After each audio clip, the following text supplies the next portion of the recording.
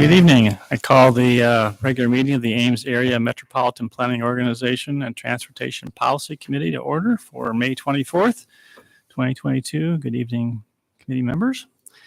And we're going to go ahead and move on to item number one, motion approving draft FFY 2023-2026 TIP and setting July 12th as the date of public hearing. Yeah, Damien, Kyle? just wanted to say a few things about the draft tip. So the Transportation Improvement Program, or TIP for short, is a document that the MPO updates annually.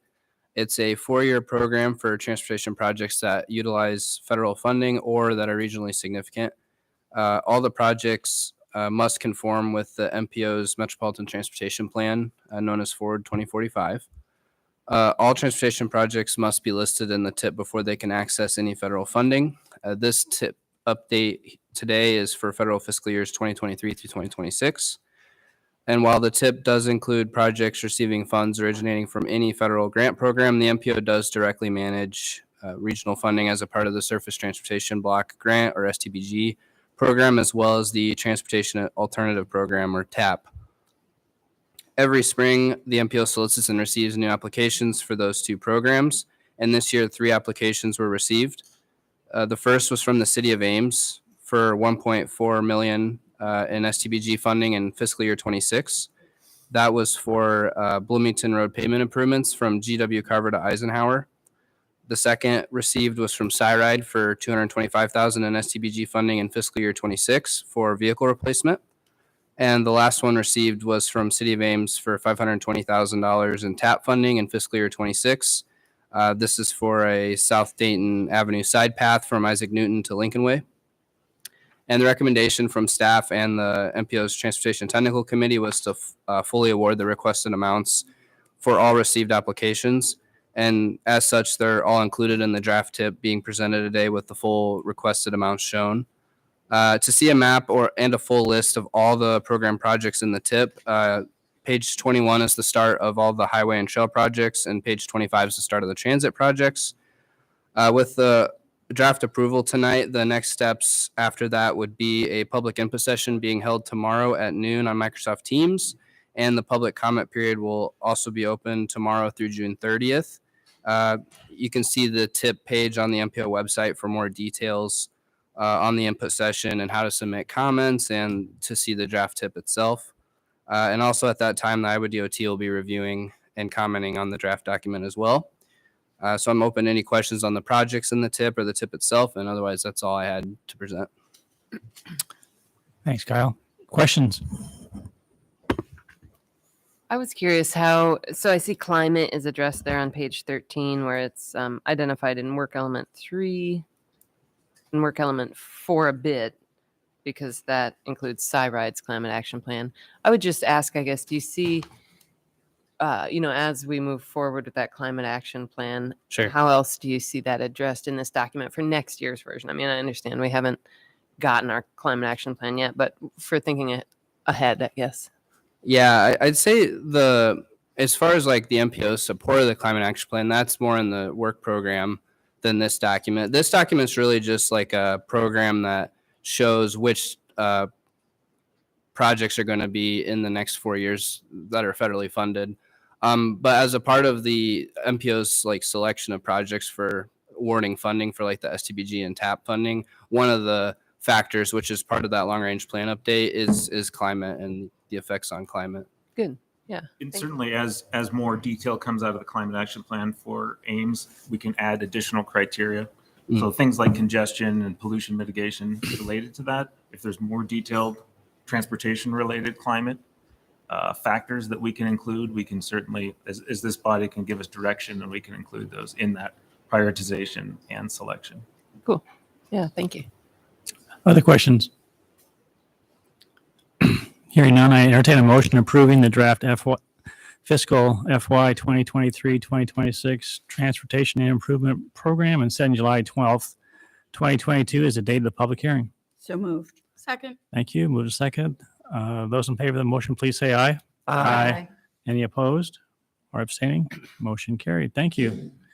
All right. Item 2, hearing on the FY 2023 Transportation Planning Work Program. Any comments from Damien or Kyle on this one? Just a few quick notes. This is mostly the same program as the draft that you saw back in March. So I won't go through any of the contents again unless anybody would like a summary. Staff addressed all the minor comments that we received from Iowa DOT, and we did not receive any comments from the public. And also the work program is due to Iowa DOT and federal partners on June 1st. Questions? All right, declare a public hearing on the FY 2023 Transportation Planning Work Program to be open. Is there anyone in the audience that wants to address the committee on this topic? Seeing none, I'll declare the public hearing to be closed. Entertain a motion and resolution approving the final FY 2023 Transportation Planning Work Program for submission to the Iowa Department of Transportation. So moved. Thank you. Is there a second? Second. Bill? Bill? Yep. All right. Those in favor of the motion, please say aye. Aye. Any opposed or abstaining? Motion carried. Item 3. Amendment to the FFY 22-25 TIP. Any comments on that, Kyle? So just a quick recap. This is just the reallocating of some TAP funding towards the Iowa Creek Shell project, along with adjusting the project limits and also incorporating some SIRAD projects to receive their ICAP funding. And we did not receive any public comments on the amendment during the public comment period. Okay. Questions? I declare a public hearing on the amendment to the FFY 2022-2025 Transportation Improvement Program to be open. Is there anyone who wants to address the committee on this item? Seeing or hearing none, declare the public hearing to be closed. Entertain a motion approving amendment to the FFY 2022-2025 TIP. So moved. Second. Moved and seconded. Thank you. Those in favor of the motion, please say aye. Any opposed? Motion carried. Thank you. Policy committee comments. Gloria, anything? None tonight. Tim? Nope. Nita? No. Bill? No. Linda? No. Rachel? None for me. John? I have none either. I would entertain a motion to adjourn. Move we adjourn. Second. All right. Those in favor say aye. Aye. We are adjourned, and thank you, John, Linda, and Bill, for coming over and joining us tonight.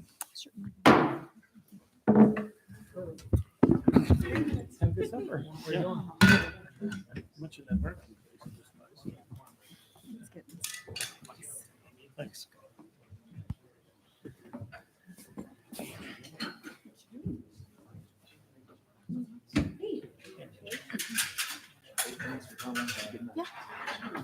Everyone slide down. Oh, slide down one. You're good. Oh, sure. Yeah.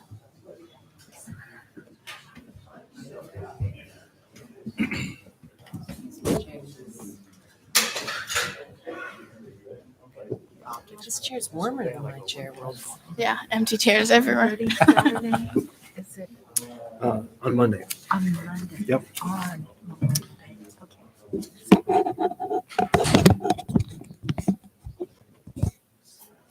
Oops. Yeah, I appreciate it. Matthew. His name I have heard. I have not even had a chance to meet him. I've seen him So pop up in meetings. I'm going to return the favor. So we have our new our president. Henry Hamilton. He is a judge now. I partnered with him on a Brown versus Board of Education program, and he and I really are clicking. I love this guy. All right, call the regular city council meeting for May 24th, 2022 to order. Good evening, council members. We're going to move right into consent agenda. Does council wish to pull any item from consent tonight? Hearing none, entertain motion to approve consent. Move consent. Second. Thank you. Roll call. Aye. Aye. Aye. Aye. Aye. Thank you. All right, moving on to public forum. Now's the time set aside for public to address council on topics of city business other than those listed on the agenda. and ask people to limit their comments to 3 minutes or less. And I have one individual indicating interest. That's Richard. And anyone after that, you may follow after Richard. At the last city council meeting on May 10th, I had asked to speak at the end of the meeting and you said no, Mayor Kayla. But then when an agenda item came up, I asked whether you would allow for public comment on the agenda item. And you said there was not be any public comment on the agenda item. That I went to the parks and I also talked to a bunch of lawyers that I've talked with, and they didn't think that what you were doing was, I think the word they said was kosher, and it's like it was kind of, it seems kind of criminal to me that it's like you have, I mean, it says the normal process of any particular agenda item is a motion is placed on the floor, input is received from the audience, the council is given an opportunity to comment on the issue and respond to the audience concern, and a vote is taken. That's on the notice of the thing, and it seemed like you weren't doing that. And I went to did you happen to see the Parks and Rec video thing? That, I mean, I tried to speak a little bit to what I was wanted to speak to you guys on the thing, and it's like you weren't at the Parks and Rec thing a week ago. I mean, that Thursday I was. And it's like they didn't even, well,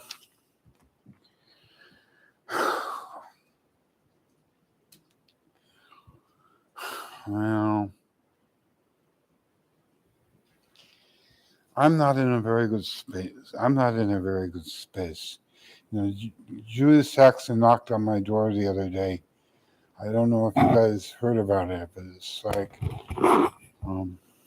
I was sort of hoping she would have been here to because it's like I can't speak for 3 minutes or less on some of the things. Thank you, Richard.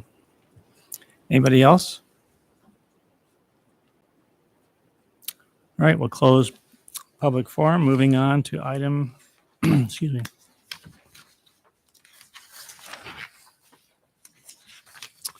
Number 36.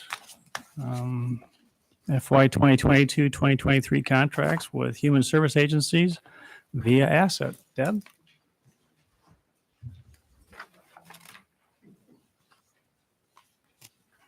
Good evening, everyone. Me. So before you, you have the fiscal year 23 asset contracts. This is part of the annual process that gets things ready for agencies to draw down funds beginning July 1st of 2022 through June 30th of 2023. So we have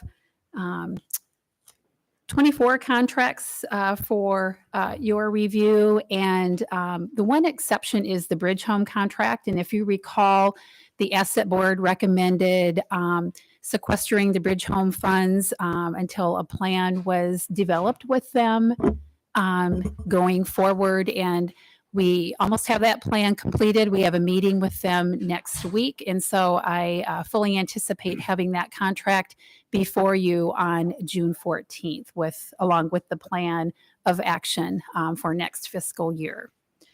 Another recommendation by the Asset Board was to reserve unallocated funds for housing services that may come up during the course of fiscal year 23. And across the three funders, it's a total of $28,022. The city's portion of that is $11,652. So that's part of the recommendation, as well as approving the contracts. And I'd be happy to answer any questions. Thank you, Deb. Questions for Deb? All right, we'll open up public comment. Is there anyone who wants to address council on this item tonight? Seeing none, we'll close public input. Any comments or Just one questions? question. So I didn't think about this before. With the change in services through Beloit, through Lutheran Social Services, and closing that campus, does that affect the services that we were acquiring from Lutheran Social Services? It does not. It's a very good question, but it does not affect the services that LSI requests through Asset. And the only service that the city funds to LSI through Asset is crisis childcare, which is provided in the homes of in-home daycare providers. Okay, thank you. Thanks. Any further comments? All right, entertain a motion and resolution approving the FY 2022-2023 contracts with human service agencies. So moved. Second. All right, moved and seconded. Roll call, please. Aye. Aye. Aye. Aye. Aye. Thank you. And entertain a motion on resolution approving the city's unallocated funds as reserve funds in the amount of $11,652. So moved. Second. Thank you. Roll call. Aye. Aye. Aye. Aye. Aye. Thank you, Deb. Appreciate it. Thank you. All right, moving on to item 37, Ames Economic Development Commission presentation of annual report. Mr. Culhane.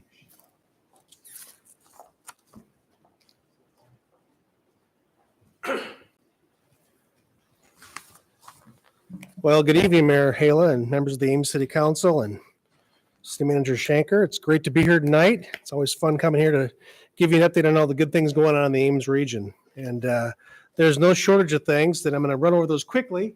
I think you got a copy of this here. It's Friday, but I'll give you a nice published copy. And we'll get rolling. There you go. Thank you. Thanks, Dan. Coming up. Yeah, Steve doesn't need one. Oops, my bad. Thank you. Well, again, it's great to be here, and I've got, I guess, just one board member or two board members in front of me tonight from the Ames Economic Development Board of Directors. That'd be Anita Rollins and Steve Shanker. We appreciate their service to the board along with Amber Corriere. And of course, I talk to the rest of you on a regular basis or a periodic basis, talking about all the good things that are going on in our market. You know, it's I said this a number of years ago now. I've been here 16 years, and I would tell you that the relationship with this between our organization and the city of Ames was terrific before then too. But it's been a great 16 years for me, personally and professionally. And I would tell you that about 7 or 8 years ago, I stood here and said, there hasn't been a better time than right now to be in Ames. And I continue to say that because I firmly believe that. Our best days are ahead as a market. And we're going through a lot of wonky things right now, you know, with the pandemic and a lot of the increasing costs. But people are bullish on our market and bullish on our region. And you look at the activity we've seen in the Research Park, Prairie View Industrial Center, more recently North Dayton Road, that development. There are lots of things popping. There's plenty of activity and interest in downtown. We've got a company looking at some second floor space later this week in downtown Ames. You might not think of that as office space, but there's a lot of interest in being in the central business district. So we're encouraged by that. You'll see a long list of things in that report tonight. I'm not going to go over all of them, but I can't talk about anything that we're doing right now without mentioning the Aquatic Center. That was a big undertaking on behalf of our organization. We're proud to have played a small part in that, or at least a third of it in that process. And we look forward to that moving forward. One thing Mayor Hala and I worked on a lot last year was it earlier this year? It was earlier this year, I believe. Time gets away from me, but we were at risk of losing our MSA status, our Ames Metropolitan Statistical Area. And people oftentimes say, well, Ames really isn't a metro area, but by federal designation, it is. And by federal designation, that puts us on a number of lists and it puts us in place for a number of financial opportunities, grants, and otherwise that it's really important. And so the mayor and I had a lot of help across the country. There was, if I remember correctly, a little over 100 MSAs that were in danger, 2 in Iowa, the Ames MSA and the Dubuque MSA. And so we paid an awful lot of attention to that. And I don't think we single-handedly got that stopped, but collectively we did. And that was a really good thing. At the same time, here in June, we'll be cutting the ribbon on a company that's made Ames their headquarters, their North American headquarters, a company called Burdex out of the Netherlands. Interestingly enough, that project came out of the World Pork Expo in Des Moines last summer. And so leads and prospects and the way people get here, We don't really care how they get here as long as they get here. And that's a really nice opportunity. And what I really love about that, it's about 25 people to start, and our market can easily absorb 25 people. I'd share with you that we were a finalist for a very large project last fall in Prairie View Industrial Center. I think there's always some trepidation that the city of Ames was deploying the infrastructure out there. By the way, I'm thrilled you're doing that.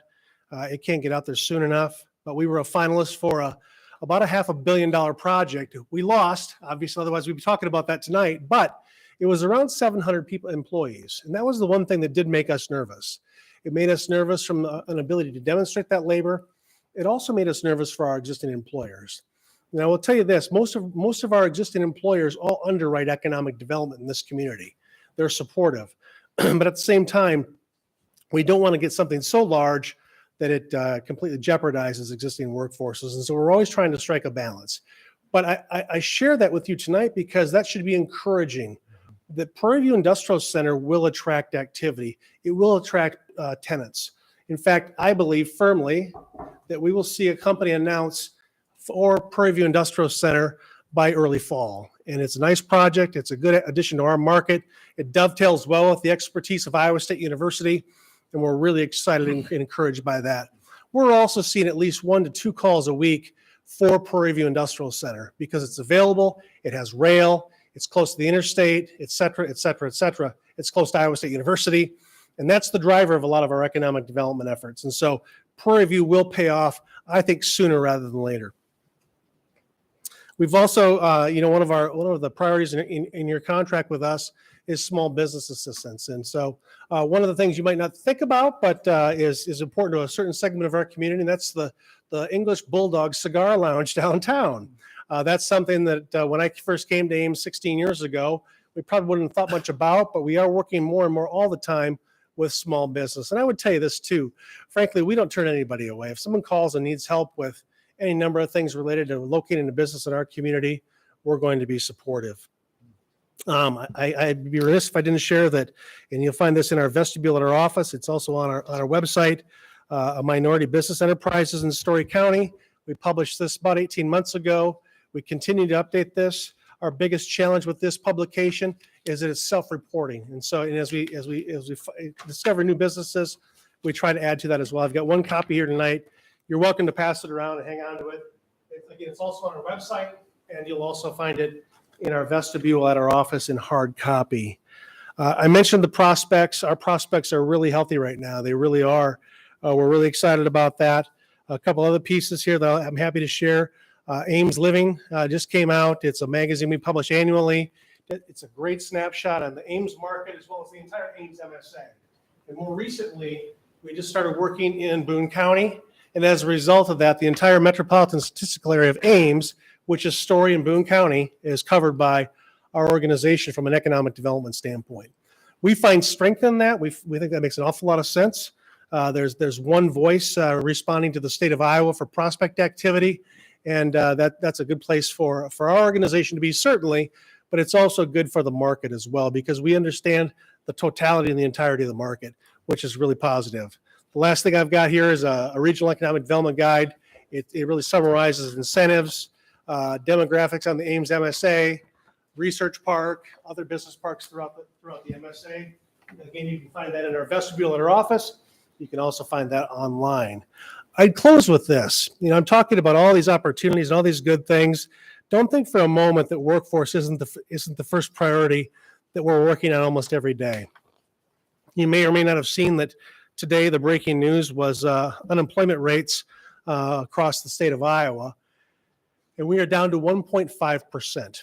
Now, that shouldn't be alarming because before the pandemic, we were at 1.2 to 1.5 to 1.6 to 1.3, and it bounces all over the place. But I would tell you one thing about that unemployment rate is we still continue to see a high volume of activity of businesses that want to locate here. And so we're not discouraged by that. Most companies are not discouraged by that unless they're going to hire 1,000 people and pay $12 an hour. Now, I'll tell you that nobody's coming to our community or our office and saying, we're looking at putting a production facility here and we're going to pay $12 an hour. The prospect that I mentioned that was here last fall, they were going to pay a base wage of $25 an hour. They knew that that's what they'd have to pay to find production labor. Interestingly enough, where they ended up going, they're paying $13.50 an hour, and they got financial assistance to do that. It's in a different part of the country, a different geography. Maybe that makes more sense in that market, but they would have never been able to get a nickel of incentives at the state or at your table or anywhere else for that matter, or find people at $13.50 an hour in our marketplace, not for production manufacturing. And so, those things work out for a reason, I believe. And while we were super disappointed when that project let us know that they were breaking up with us, the consultant called and said, yeah, you're a finalist, but you're not the finalist. And that stung a little bit. They visited here, I believe, 6 times in 7 weeks. They flew in every week with a different team of people, kind of combing through the market and talking to a wide variety of people, interviewing other manufacturers to talk about the labor availability. And they felt confident they could find people. But again, they were going to pay $25 an hour if they located here. They're paying $13.50 an hour where they ended up. So that's the way it is. And on to the next one. That might have been a hard one for us to have swallowed after all. But the bird X's and the things like that, the perfect flights that landed in the research park last year, and those types of projects, the expansions by Merck and Boehringer Ingelheim and 3M, a lot of these companies that are incrementally adding people, those are really good for our market and for our region. I'm going to stop there. You've got a full agenda tonight, but I want to underscore that on behalf of the Ames Economic Development Commission Board of Directors, we're grateful for this partnership and the continued support and collaboration we have with the City of Ames. Thank you, Dan. Any questions? Comments? One comment I have, Dan, just in reflecting your 16 years, there was a time when we didn't do a lot with Story County in terms of economic development. We sort of operated in a silo. And my goodness, what a shift there has been. And I have to give credit to Rick Sanders, his work with the Board of Supervisors. He started asking the question, are we going to be better off together or separate, and trying to find ways to partner. And then the work that you're doing has been, I think, created phenomenal opportunities in partnership with our surrounding communities. We just think differently now. This Nevada project with the Verbio ribbon cutting was a fantastic experience. That's absolutely going to benefit Ames. And so, It does. just project after project, and we can't provide housing here for all these people. And so we have to think about housing differently, and these surrounding communities are providing that. So really appreciate your leadership and just thinking about our area more holistically rather than just Ames. I think it's been a win-win for all of us. We're certainly a different animal than we were 16 years ago Yeah. in terms of the way we provide services. And, I talk a lot about bench strength, and we've got good bench strength. So when we've gotten 3 projects from the state of Iowa in the last 10 days, and those responses take a fair amount of human resource power, but we've got that under control because it's not just me. It's not just Brenda. Dylan Klein's here tonight. It's not just Dylan. We've got a team of people that can support those things. And so we can get those out the door pretty fast. And that makes us a better representative for the state when they bring a prospect to Ames. They know that we will never embarrass them. We'll never talk out of turn. We'll never overpromise on their behalf. And that's important when you're dealing with the city of Ames or the state of Iowa. You want people that are representing you in the best possible manner. And but the good news is we get to swing the bat an awful lot. And when someone comes to the market, we've got lots of places they can go. And I would credit my board of directors for being very open-minded too about, we've got a lot of Ames companies that support this effort, but they understand greater good. And they understand in large part, I think, because their people are scattered. Their employees live in a lot of places. Right. So they support Little Leagues in Boone and Nevada and Huxley and lots of places. So they have a deeper appreciation today than they might have 30 years ago. So I wouldn't say it's easy, but it's certainly easier. But we provide that bench strength that if Boone wanted to hire someone to do economic development, they'd be able to hire a person. This way, they're hiring a team of people. And so it is productive, I believe. We're not perfect, but we do have bench strength to support a lot of things all at the same time. And we appreciate you keep letting us know if there are things that we should be doing in terms of providing amenities. You've worked extremely hard. And again, thank you for your work with the pool project. That's going to be a fantastic project that would never happen if it wasn't for the heavy lifting that you've done. But if there are other amenities, I think I want to give a lot of credit to Steve Shanker and to Dwayne Pitcher in terms of keeping our taxes at a place. We have a very responsible tax levy here, and I think that's also a big factor in your efforts to retain and attract businesses. So let's keep the communication going. If there are things we should be doing amenity-wise to attract and retain businesses, let us know. Well, that's very true, and thank you. I would tell you that from an amenity standpoint, the things you're looking at, even tonight with the plaza across the street, there's other things that the splash pad in West Ames, those things matter. They matter more than ever before. Huh. And those amenities, those livability items are critically important. And so is housing. We can't build enough. You can't build enough houses in this market. And it's, I really have nothing against Ankeny or anywhere else for that matter, but it is disheartening when we find out that a key leader in one of our companies has chosen to live somewhere else because they couldn't find anything, or they had two houses to look at, and the one got bought, was purchased before they got to see it. That's a challenge in university towns, period. But if you look at the choice between Ames and Ankeny, it's night and day. There's probably 300 to 400 homes available in Ankeny tonight, and there's probably less than 100 homes available in Ames, far less than 100. And so we need to build more houses, period. Across the spectrum. It's not just houses for plant managers and senior managers. It's across the spectrum. It's workforce housing. It's a wide variety. And so I'm encouraged by what is being contemplated for downtown reinvestment in terms of housing. I think that'll certainly serve a demographic that we need to retain in our marketplace. And because it's also about retention. We get people that take really good jobs in our community, and they have to live somewhere else. And over time, they end up working where they live. They end up working in the Des Moines Metro, and that hurts our companies greatly. Workiva's got a location in Des Moines now for that reason. Pivot Bio is in the research park. You may not have heard much about them, but a great upstart company that's a biotech company doing lots of cool things, contemplating more investment here. They're also opening a facility in Des Moines. Why? Because there are people say, hey, I live down here. I don't want to drive to Ames every day. It's like it's a long commute to Ames, and we know it's not. But that's the perception. And we overcome that by creating more amenities in our marketplace and also creating more housing opportunities. Any other comments or questions? Dan, do you have any sense of whether we are growing our stock of minority-owned businesses in the community? I don't. I don't have a good handle on that, Gloria. I just do not. I don't. Any other questions? I had just a follow-up to that, just noticing in the contract that it talks about creating and developing strategies related to minority-owned businesses. Do you have an idea of what you're thinking about doing next, or? The Minority Business Guide was the first step. We've got a number of minority-owned businesses that are members of ours. Mm-hmm. We've pulled them together actually during the kind of the height of COVID, where we were constantly on Zoom. We had a number of conversations there.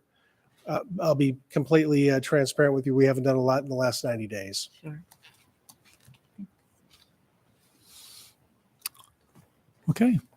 Thank you, Dan. Appreciate Thank your you all. comments. All right. Prior to entering into a resolution regarding the contract, I'll open up public input. Does anyone want to address council on the proposed contract with AEDC tonight? Seeing none, we'll close public input. Council, any questions on the proposed contract that's in the packet? Maybe because I'm new, is this similar to past contracts? Is it sort of a copy Yes. of past? Okay, thank you. All right. Entertain a motion on resolution approving contract with the Ames Economic Development Commission for economic development activities from July 1, 2022 through June 30, 2023 in the amount not to exceed of $150,000. So moved? Second. Thank you. Roll call. Aye. Aye. Aye. Hi. Aye. Very good. Thank you very much. Well, moving on to item number 38, Ames Downtown Plaza. Keith and Corey. Good evening, Mayor and council members. Tonight with the Downtown Plaza, just bringing back everything that we had talked about at the last meeting on May 10th. All the information is in the council action form.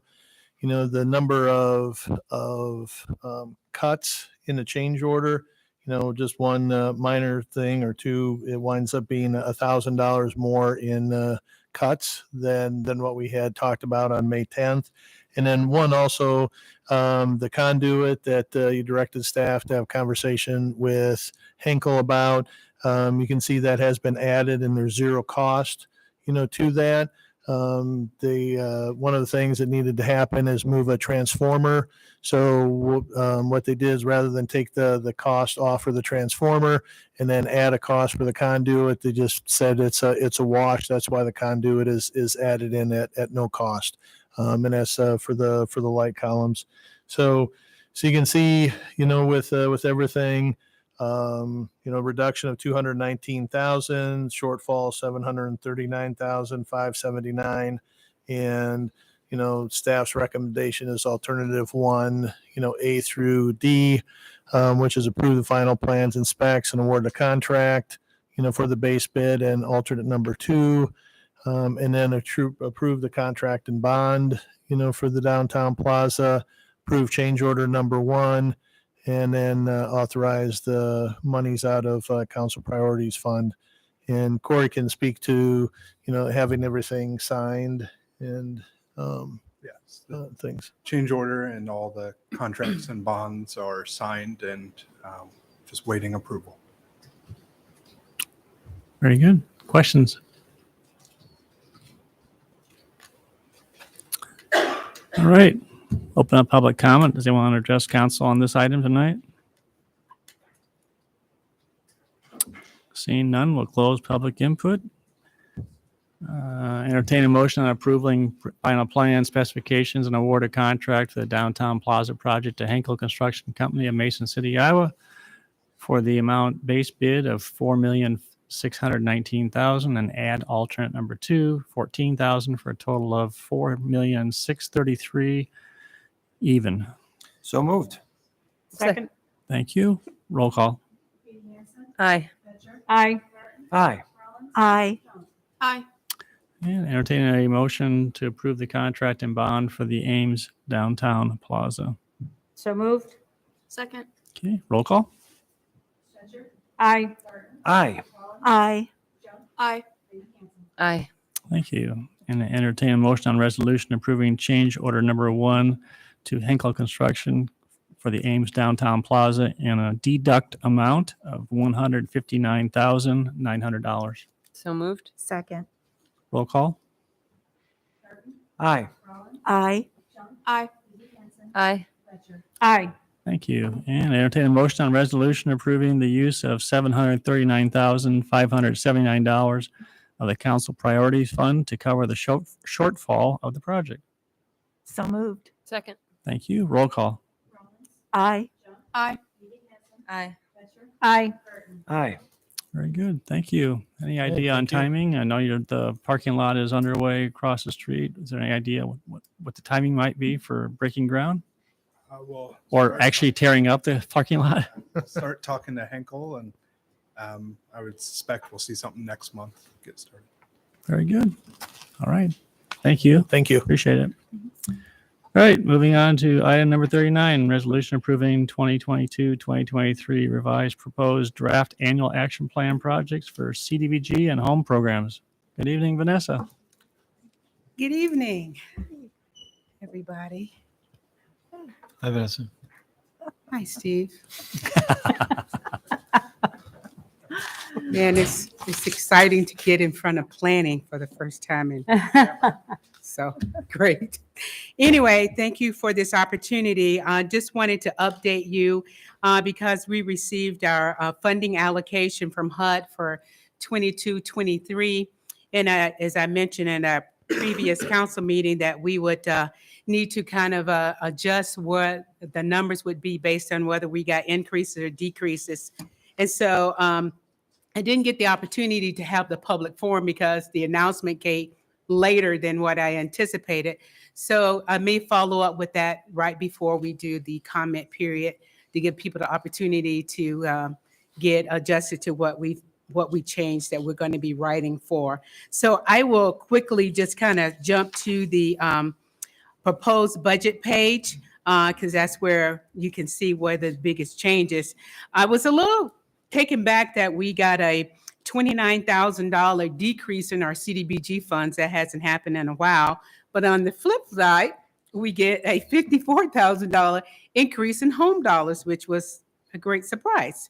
So with that, as far as what our plans are for projects, we left our home buyer program at the $500,000 budget mark, and the housing rehab program and the pocket park, we adjusted the rehab program down to 213. We left the pocket park at 130, and we reduced the slum and blight removal program down to 263.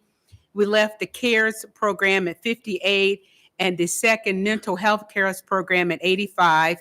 And because we got the additional home funds, we were able to completely fund the $1.8 million that we've been talking about because we got more than 350. In that, we got more than 350. I know that we are really excited about trying to get some houses built, which we have to use some home funds for that. So with that extra, we created what we call new construction line item. It may not get some houses built, but hopefully it'll get some holes dug to get some houses built. So that's where we moved the extra home money at once we met the 1.8 million threshold. And so then also how we got that 83,000 is we did not use our allocation of home for administration. We moved that over to the new construction because you can use up to 10% of your home allocation for administration. And since we are carrying over home allocations over the last couple of years, we believe we have enough to just put this year's allocation into that new construction project.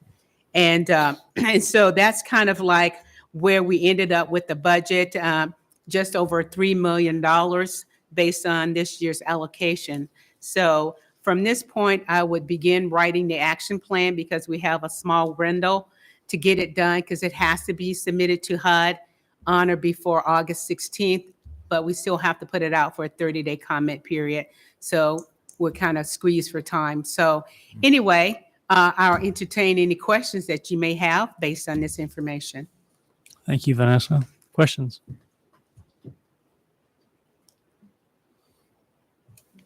It's nice to have some certainty, isn't it? It is. All right.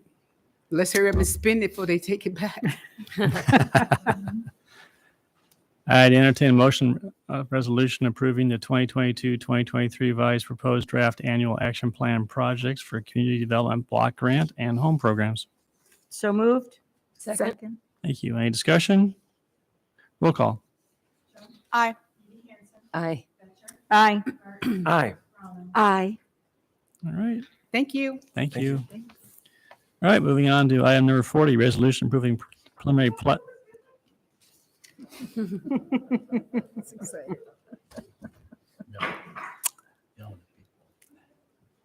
Item 40, resolution approving preliminary plat for 5571 Hyde Avenue, Hayden's Preserve, subject to conditions.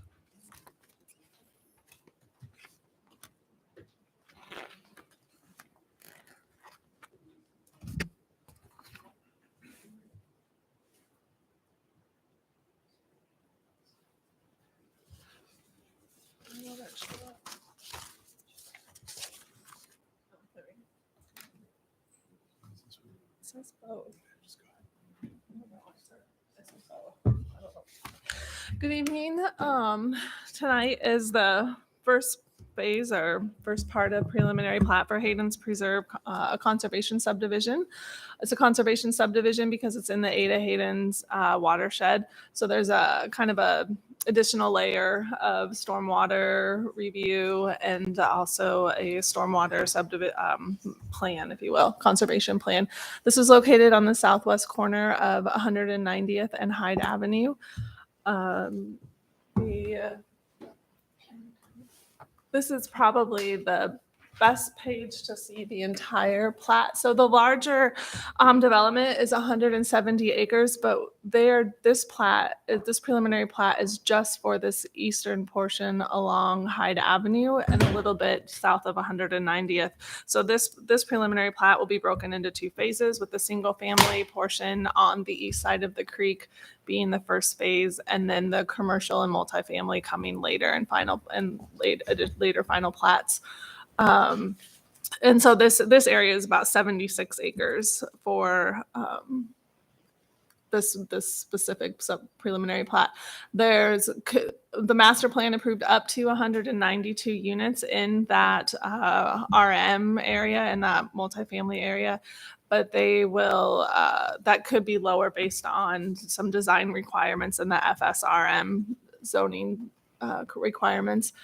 And then the two, like I said, the two commercial lots are more on the corner of 190th and Hyde. There's a few new streets. There will be, it's hard to see. There will be a main street, a north-south spine collector that moves through the preliminary plat that will go from 190th and eventually down into the southern development. The development's the South Auburn Trail. That will be known as Tilden Parkway. And this naming theme is native plants, but we're getting low on common native plants that haven't already been used or that are easily recognizable native plants to Iowa. And so Tilden is a naturalist because that's an adjacent street theme area, if you're wondering why one is a name of a person and the rest are not. So Indigo will be the main collector through the single family area. It'll have two connections on Hyde. And then there will be two east-west roads, Larkspur and what's the other one? Leopold, that's right.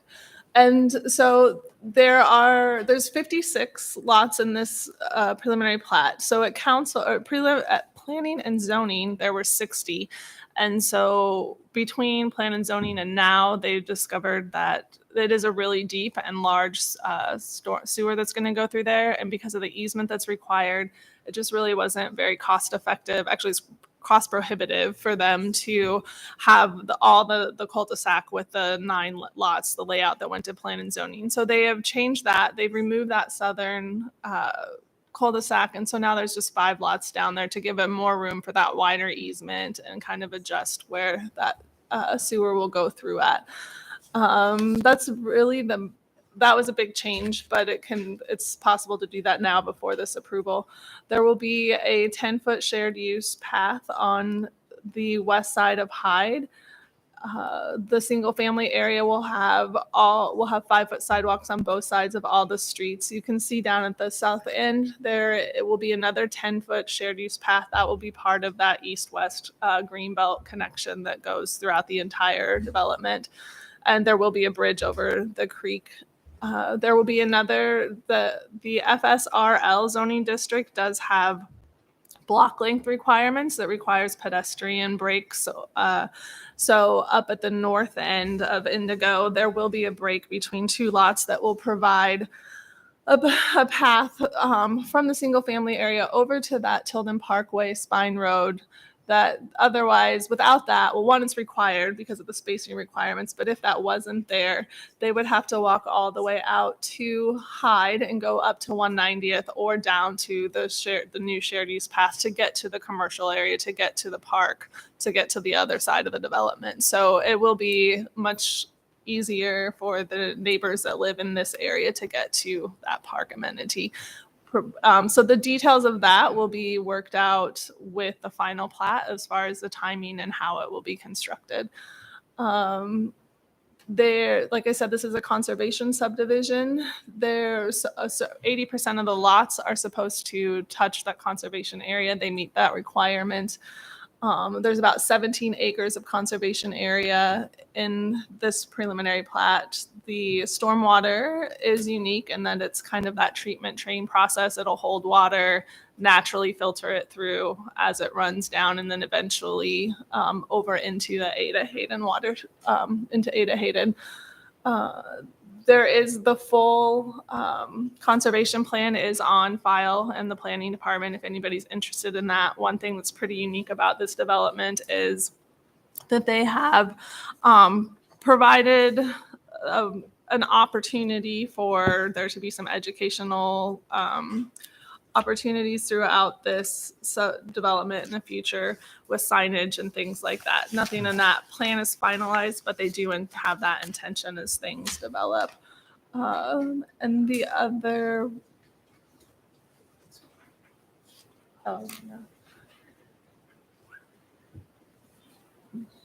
yes, that's why this one shows an example of that treatment train and the different, the topography and the topo lines, so you can see how it kind of varies, and so it can flow and trickle down to each other. Back in 2019 City Council, I don't know if I have that date, you guys directed the applicant to meet with the Friends of Ada Hayden and go through their conservation plans and their stormwater plans. They did that. I would say it was a successful meeting. They were pleased with their intentions and their way, their methods, and they did. You know, they were both groups are receptive to each other's comments and questions. So this design is also a result of that meeting. There are just a few conditions of approval, and that is the access onto Hyde. The taper lengths they show in the plan do match what is out there for the development on the east, but there does need to be some adjustment to meet SUDA. So those will change, and that will be done with the final, prior to the final plat being approved. And then the street tree plan, there's a few areas we were concerned about the spacing and how wide apart it was between trees. They didn't want to make any final plans because they're still haven't finalized driveway placements and utility pole placements. So that again will be something that's fine. Those details will be worked out prior to final plat. So I can answer any questions that you might have. Questions? One of the concerns we've had is with these areas that drain into Ada Hayden is the importance of having restrictive covenants that limit what kind of lawn chemicals can go on. Has that been part of the conversation with the developer? Yes, and it's addressed in their conservation plan, and the HOA will, when we had that discussion with the applicants, they can answer this question better than I can, but there will be things in the HOA documents that says what they can and can't do, and most likely they would contract with a company to do that for them. Okay, great, thanks. To make sure everybody follows the rules. I mean, maybe just a comment. This is just a really exciting development. I mean, it's beautiful. And as much as you can try to imagine what this will look like from these plans, it's we're just designing things in ways that cities never did 20 years ago. I mean, just this is really fun. So, and we need the housing, and it's going to be a great addition to the community. Other questions? So staff's comfortable that the concerns that the Ada Hayden group has raised and all of this meets with their approval, not that we're expecting I would say yes. written. So just don't want to have them start breaking ground and doing work and all of a sudden finding out that they don't agree with it, and then you got a mess on our hands. No, Public Works was in attendance, and Friends of Ada Hayden had a few people there, and then the applicants and their engineer were there. So I think I would say it was a productive conversation. And All right. I'll open up public input. Does anyone want to offer any public input on the resolution in front of the council tonight? Seeing none, we'll close public input. And any further discussion or questions? If not, council, I'll refer you to the alternatives. It says on the agenda, approving preliminary plat subject to conditions. There's 3 conditions contained in the alternative one, prior to final plat submit for approval, updated street tree plan. Prior to approval, improvement plans, modify taper lengths, smooth SUDAS, which I presume Julie's talking about, and then timing and mid-block crossing. So if I entertain a motion on resolution approving preliminary plat for 5571 Hyde Avenue, Hayden's Preserve, subject to the conditions as outlined in alternative 1, which is item 1, 2, and 3 under item 1. So moved. Is there a second? All right. Any further discussion? Roll call. Aye. Aye. Aye. Aye. Aye. Great. Thank you. All right. Moving on to item number 41, resolution approving Campus Town Facade Grant Program Amendment regarding application deadline. This is pretty straightforward. I can go into more detail if you want, but basically instead of having a set, usually in the past, we have always sent out an advertisement at the beginning of the year, and we've requested applications for facade grants be in by the end of February and tried to get them improved in March, sometimes early April. This is just changing it so that we can take an application any time of the year, assuming funds are available. Just because we don't see as many applications a year as they do with the downtown program. And so it just gives people to always constantly be having this in mind and the ability to improve their property at their will. So we would still do the advertising annually. So the one downside to this for me is that it's really not a competitive process anymore. And so as long as it meets the criteria and council supports it. So I am sort of sad about losing sort of the effort to try to create projects that sort of compete against each other, but we're just not seeing the application. So I think this makes sense. And maybe the program is sort of running its course and there just aren't as many properties that are going to be good candidates for this. Any questions, comments? I'll entertain public input now. Open up public input on this item. Anyone wants to address council on this particular topic? All right, close public input. Entertain a motion on resolution approving Campus Town Facade Grant Program Amendment regarding application deadline. Move alternative 1. Second. Thank you. Roll call. Aye. Aye. Aye. Aye. Aye. Thank you. On item number 42, amendment to the Downtown Facade Grant Program regarding eligibility for rehab of historically significant character-defining features.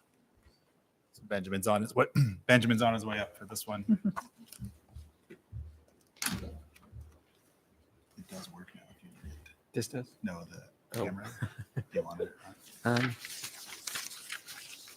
Sure. Put this up there. Yeah, I could ask, is it the staff, does council have any questions regarding the council action form?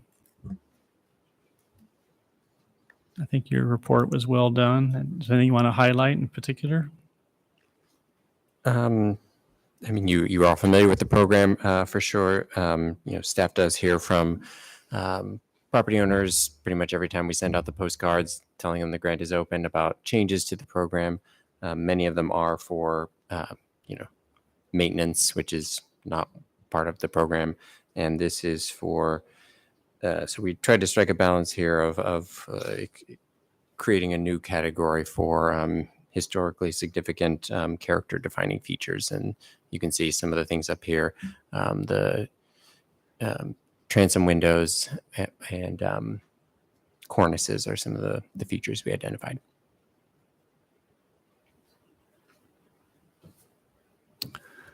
Questions? Can you remind council, are the back sides of buildings eligible or sides? Is it still just facades? Is that correct? Because there has been some discussion from Main Street about, broadening that aspect also. Yeah, it is just the front facade. So anything that faces an alley or faces, say, on the south side of Main Street that faces, the parking lot, the old rail yard back there is not eligible. And to do that, we would really, that would be a significant change to the program because it's designed to bring facades into compliance with the downtown design guidelines, which are designed for front facades. And I don't know that there's really anything to the rear of a building, of a historic commercial building, that could bring it into compliance with those guidelines. Thank you. You mentioned that you've had interest on an ongoing basis on these historical features. Is it your sense that this funding will be enough to take care of both the existing requests as well as the ones that would address the historic rehabilitation? You say this funding, do you mean the? There is the 15,000. So I know specifically about the transoms at the Octagon that still have that original prism glass. The Octagon and then the shorter building next to it still have the original, or rather the the facades are not actually the original ones, but they were, from the period of significance. It's roughly 3 times the cost to repair them as it is to take them out, put in a solid sheet of glass. And the quote that I had last year, mind you, I'm sure the prices have gone up between now and then, was roughly like 5,000 versus 15,000. So it would still go a significant part of the way, and it is matching. It's 1-to-1 matching. So I think that the grant would, for something like the transom window prism glass, would cover a lot of the cost. Would go a long way towards helping preserve something like that. Okay, thank you. Is there a definition of maintenance in the code? What would maintenance mean? There is some descriptions in the program, like tuck pointing is not a permitted activity. In the past, replacing your glass would not be something. Replacing windows would not be eligible unless, again, the only time those activities would be allowed is if you're making corresponding improvements to the facade. So you had to be addressing something that improved it consistent with the guidelines. It could not just be strictly maintenance. So those are probably the 3 most obvious examples that I think are discussed. So, for example, the Octagon, I think it's called Luxor glass, the little small, square glass. If council agrees to go to maintenance, that would be to retain and maintain existing. Maintenance would not equal tearing it out or doing something else that would destroy the historic character. Is that right? Yes, we're trying to use the word rehabilitation Okay. rather than maintenance to try to distinguish that what you should be doing annually is not eligible for a grant. If you need to water seal something, clean it, do something like that, that's not grant eligible. It's to really bring something back to its original character, which would be beyond maintenance. And that's why we want to use the word rehabilitation in historic conversations. Yeah. So again, tuck pointing a brick, some of that other stuff you need to do on the buildings. Yeah, brick is a defining feature of many of these older buildings, but we're not paying for maintenance of the brick. That would not score on any kind of our facade grant scoring systems as something that's valuable or important just to maintain the brick. Has to be other features. So what would qualify for rehabilitation in the top 3 pictures that you have shown then? I don't know that anything's deficient in those. I think we're trying to illustrate what might be a character defining cornice element on a building. So if it was maybe half of the cornice was cracked or gone and the other half was still there, then rehabilitating that stonework, replacing that stonework might be an eligible activity now. But if you had to clean it or caulk it or tuck point it, that would not be. That'd be maintenance. So for us, cleaning, caulking, water sealing, all that regular stuff is not eligible. It's to bring something back to life, really, that is either missing or needs to be enhanced to really understand and appreciate the original character.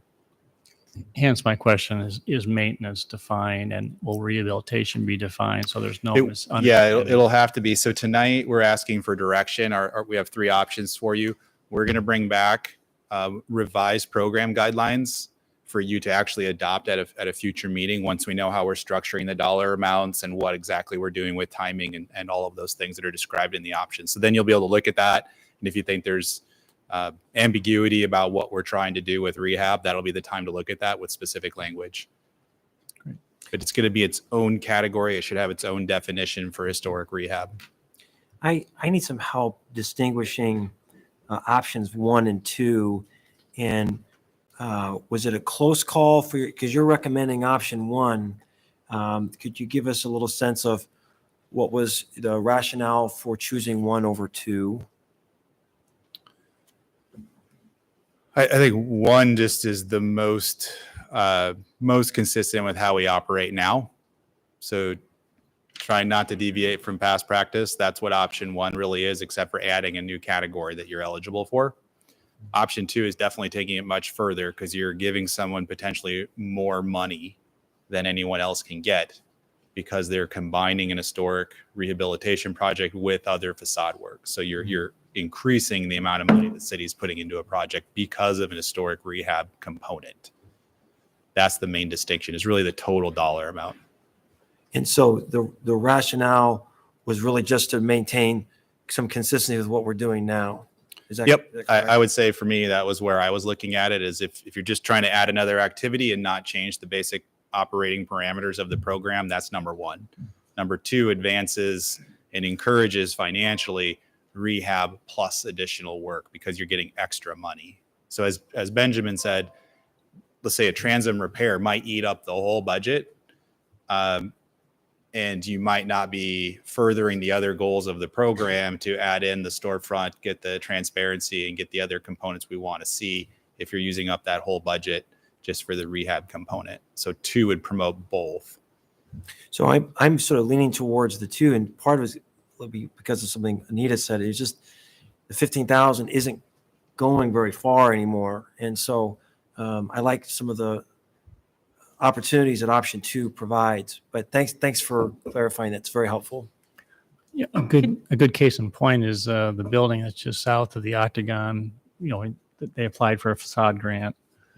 Council granted it, but there is some Luxor transom panels there that they were actually showing tearing out and putting in storefront glass and destroying the historic character. Now, to my knowledge, I think that still has not been done yet. I'm not sure to that effect. But the point is that if this was in place, option two, that might have preserved that, or maybe council has said, we'll consider option two or more money, but you have to keep that to preserve that. And there's not that many examples of that particular element. So the point is, I think that would help accomplish, and as Anita said, you know, more expensive. It allows you to accomplish some more things.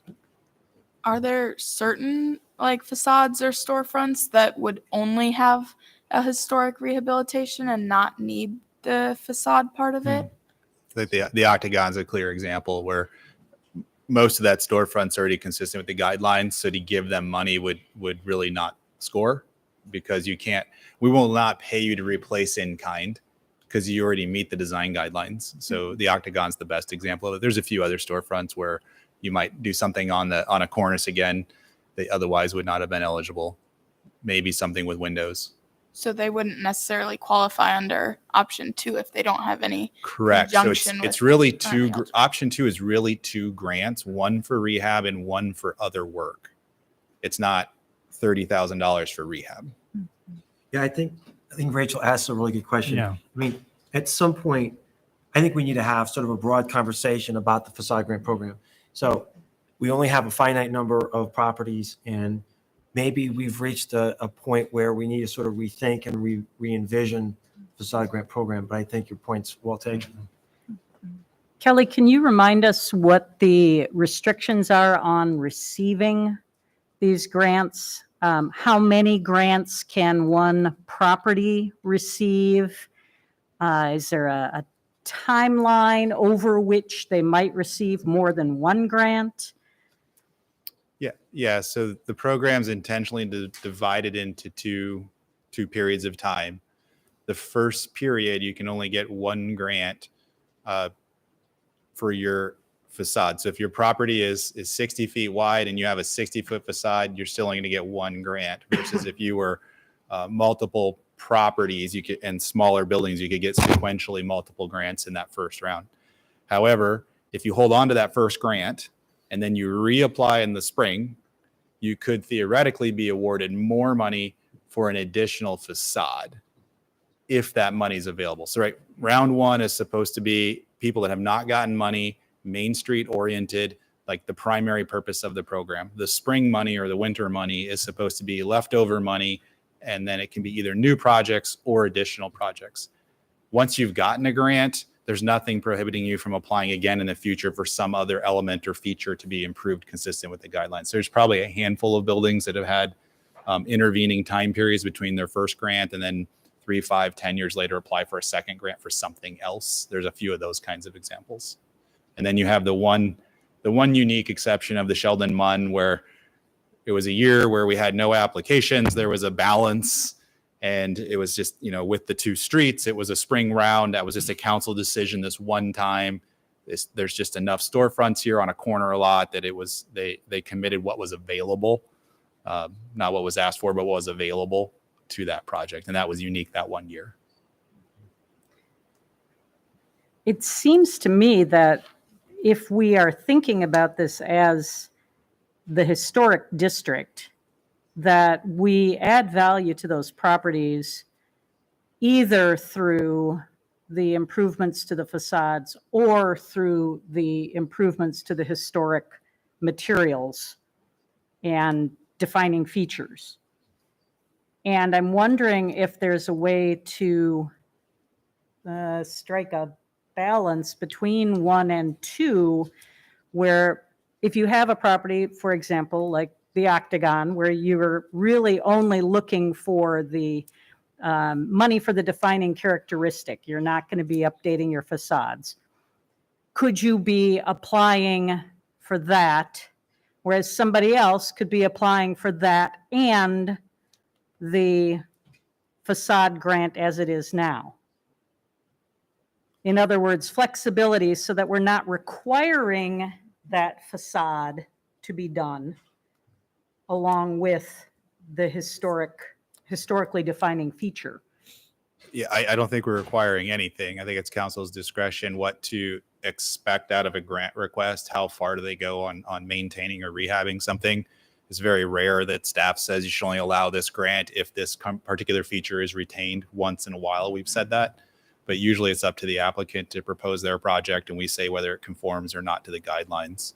We don't typically force someone. If it's significant, once in a while it has happened, but not regularly. No, but I'm talking about what we see under option 2, which ties option 1, that rehabilitation of historically significant work, to other grant eligible work. To get to $30,000, right? So Yeah. The way we think of it is it's 2 $15,000 grants that can go to one project. So if you weren't doing the normal grant eligible work, you wouldn't be able to get, this is designed not to give you that 15, and you'd just be just like option 1, you'd be topped out at 15. Right. So what I'm saying is it possible to view these as 2 separate grant categories, but allow somebody to apply for either just the significant detail rehab, just the facade rehab, or both? Yeah, I think option 2 is that. You're Okay. basically saying, I think it's just option 2 is additive. You can apply for one or the other, or if you apply for both, you can boost it to 30,000 total. So I think option 2 is what I think would result in what you're saying. It sounded like we were precluding a project like the Octagon Yeah, I think under option 2. not and our I intent. don't think that Yeah, makes sense. That was not our intent. So you could look at it as building off of option 1. Option 1 would create the idea of a rehab program. Option 2 could augment the funding if you add other things to the application. And I think that would address your issue that we're not forcing someone to do more than they need to do. And we weren't trying to do that. Well, I didn't really, I guess I didn't see us as forcing anybody to do that, but it seemed like there might be people who would say, I don't want to do that. And so therefore they wouldn't apply. And I think our goal should be buildings that are sound and, to the best possible, historic in their character. So I'm leaning toward option 2, as long as it is defined, as you say, Kelly, that And it can could be, yeah. either or both. Kelly, can I go back to Nita's point about the amount? This program started quite a while ago. Started, I think, in 2000 or 2001 as a loan, and then quickly a couple years later morphed into the grant program because most people weren't interested in the loan. So, and we have Chuck Winkleblack here. He could probably speak to this, or John could, from from a building perspective, materials and labor perspective, the relative investment that we are making in these buildings is it really declined because of this cost.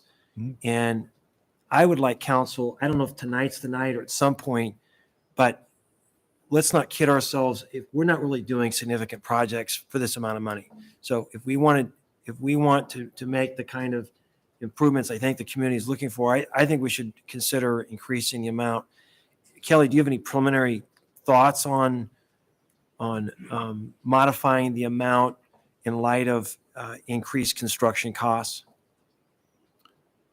I mean, it definitely wouldn't be out of line to consider 20 or 25,000 just to think about 20. It's been roughly 20 years since the program was created and the grant amount has not increased. So to think about inflation over 20 years, it's easy to justify probably a $20,000 or $25,000 allocation for one grant.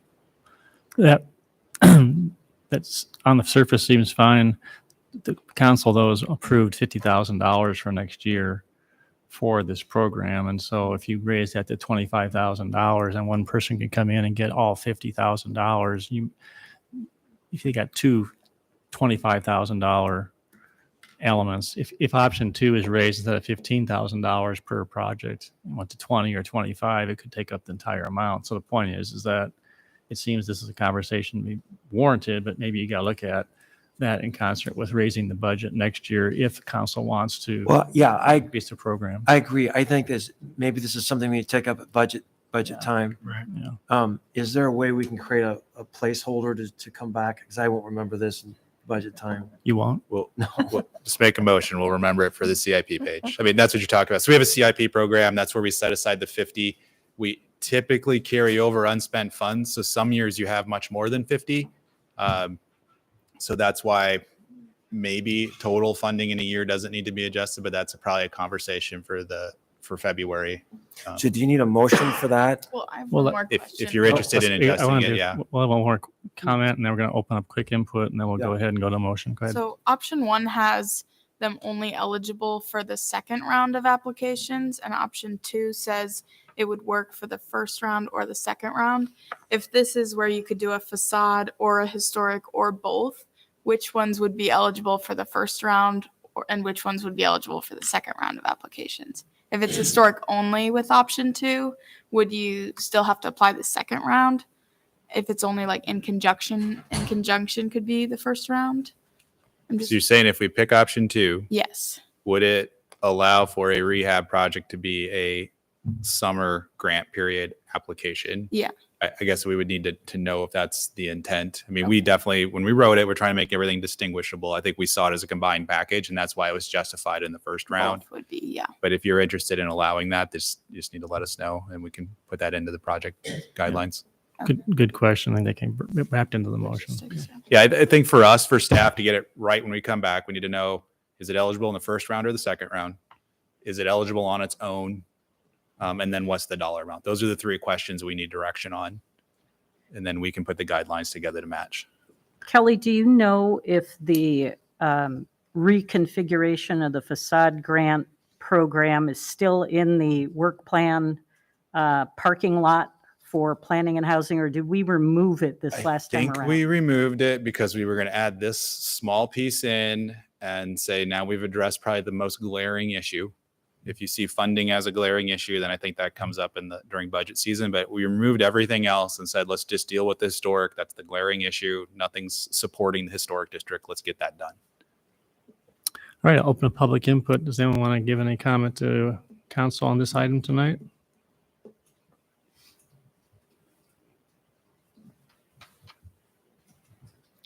Good evening, Chuck Winkleblack, Hunziker Companies, 105 South 16th Street. Sorry, I know I only sent an email out to you this morning with some background and a little bit. My only thought and my purpose for that was, as we're going through some of the design stuff, if you knew whether you were going to get, I think it will affect how phase 1 goes if you know or whether or not you're going to get that money for phase 2 or the historic rehabilitation. And I sent you some pictures and stuff that we got from this historical society that that spandrel glass that goes above. And again, that's one project, but that's over $10,000 just for that, which seems crazy, but it is. But to me, it has significant things. But I also want to point out that doesn't get us any more rent. That doesn't necessarily do. But I think for the overall downtown, and I've got other projects that I'm looking at downtown that I think as we continue to enhance downtown, as we continue to reinvest. The other project that I sent you of is a building that I bought over 10 years ago, right when this not when the program first came out, but we've invested more in that building than we paid for the building. And that's not unusual when you buy some of these properties that are 130 to 150 years old, that we've spent $300,000 to $400,000 in that property at 203 Main Street, trying to preserve and protect what we have there, but yet make it functional and upgrade the electrical, the HVAC, the plumbing on the inside, and maintain and restore the character, the outside of the building. So I'm glad that Tim brought it up. I mean, when you talk about the $15,000 doesn't buy you in 2000 what it would buy you in 2022, and I realize that's a budget type issue, but I think we're on the cusp and some really great things. Dano, what he's done with the Sheldon Munn and some of the other things. I mean, there's a lot of things that we could really help downtown. And it's also an energy efficient thing as we talk about our climate action plan and some of these things. The other, picture that I sent you of one of the buildings that I have, you look at it now and it doesn't look that bad, but in the wintertime, the windows completely frost over because they're single pane glass.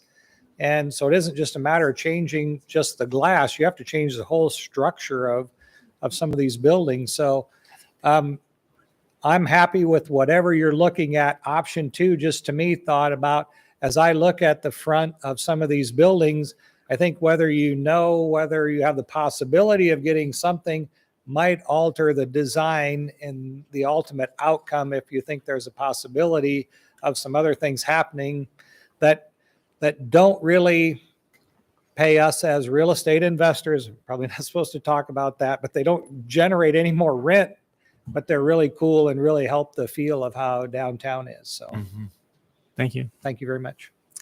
Anybody else? All right, we'll close public input. All right, council, any further discussion or entertain a motion? Move option 2. Second. All right, discussion. So would this mean that rehabilitation only projects are a category in your motion?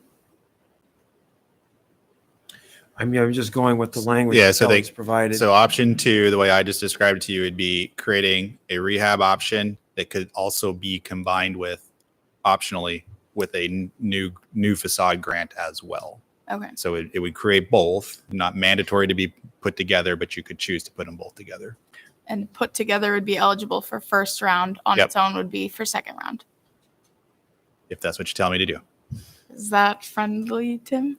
Well, is that so That would probably match the intent of how staff wrote the first 2 options if you're kind of piecing them together. And this is going to come back to council in the Yep. form of an ordinance amendment, correct? It'll be it'll just be program guidelines. You'll adopt it by resolution. So the point is you're going to see this again. This is basically giving staff direction. They're going to come back with a, Sure, no, I Update. would accept a friendly amendment. right? I'm not sure how that got amended. So Yeah, because it says. what is the Why amendment? don't you go ahead and let's go ahead. Why don't you make a motion? We'll vote on the amendment and then we'll vote on the motion. I would move that rehabilitation work be eligible for the second grant cycle, and that rehabilitation work done in conjunction with facade work and facade only work be accepted in the first application cycle. Second.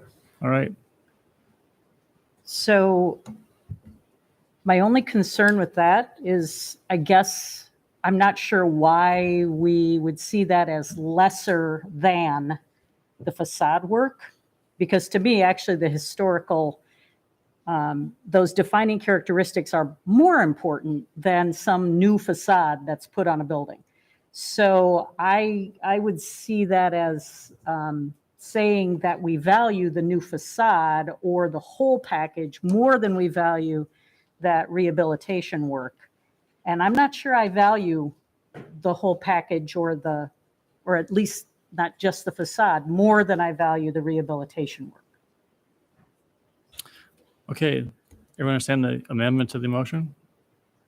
Those in favor of the amendment, say aye. Aye. Aye. Any opposed? No. Okay, motion carried. Now we'll go to the motion for option 2 as amended. Everyone understand the motion? Those in favor of the motion, say aye. Aye. Any opposed? Motion carried. Good? Yeah, So Kelly, we'll be back with this so that it's in place before the summer round starts. So that usually is July, August. So we'll be back here in the next 60 days to get this finalized. and Kelly, can you put some kind of note to remind the council about the discussion of I'd like to discuss the proper budget amount. Make a motion. Yeah, I think if you make Okay. a motion for staff to address it in the CIP, that would be the best choice. So moved. Second. Okay, those in favor of the motion, say aye. Aye. Any opposed? Carried. It's not address it. You want a discussion on Just the amount of discussion. money Yeah. during budget time you want to, Right. for downtown or campus town or both? Well, This is just downtown? Downtown. Yeah, I think it'll probably come up once we start talking about downtown. We could look at campus town as well. it would seem as soon as it's on the agenda or it's being talked about, you'll probably toggle Yeah. on both of them. All right, very good. Thank you. Moving on to item number 43, resolution approving initial building and site improvement plans for Heartland Senior Services.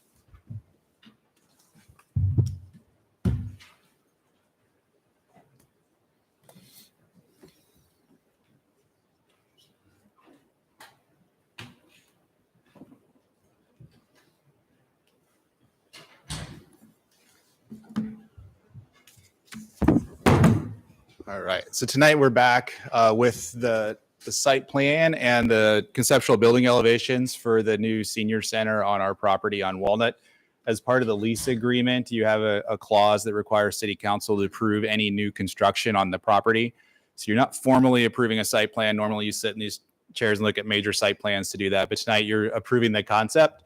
And if you approve that, then staff will finalize with the applicant what's called a minor site plan. So administratively, we'll finish out the details on the design and the features of the site consistent with the direction that you give tonight. So uniquely with this site, when we chose to lease it, we decided we would retain our government zoning on the site. And that's very uncommon, but because of the use being a quasi-public use, and it's an intention of us as the owner of the property to have it be for a public purpose, it allows us to use the government zoning. So a couple of the discussion points in this report are to make sure that council is consenting to the proposed design and layout, which then authorizes staff to follow through under the government zoning to approve it as proposed and not have to treat it as a commercial site that has to have full compliance with all commercial standards in the zoning ordinance. So there's a little bit of give and take here.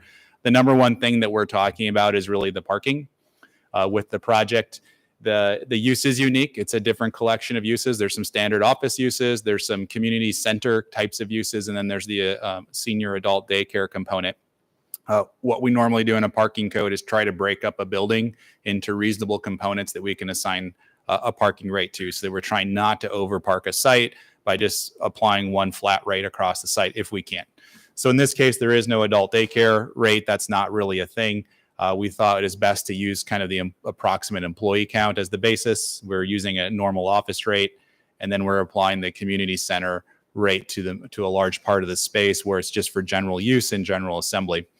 At the end of these calculations, we have it less than is required if you were to build this in a commercial zone. So I think it was about 63 spaces were calculated by the zoning ordinance, and I think 49 are what are provided. I think staff believes that there's going to be great variability in how the facility is used. It's really hard to say that the 63 is such a precise number to say that has to be there. Otherwise, the facility won't succeed or it'll be an issue for the neighboring properties. 49 very easily could be satisfactory to meet that. There is not necessarily on-street parking to supplement. There isn't any parking on Walnut. If you were concerned about parking, the closest public street parking is just a little bit to the northeast on South 2nd Street.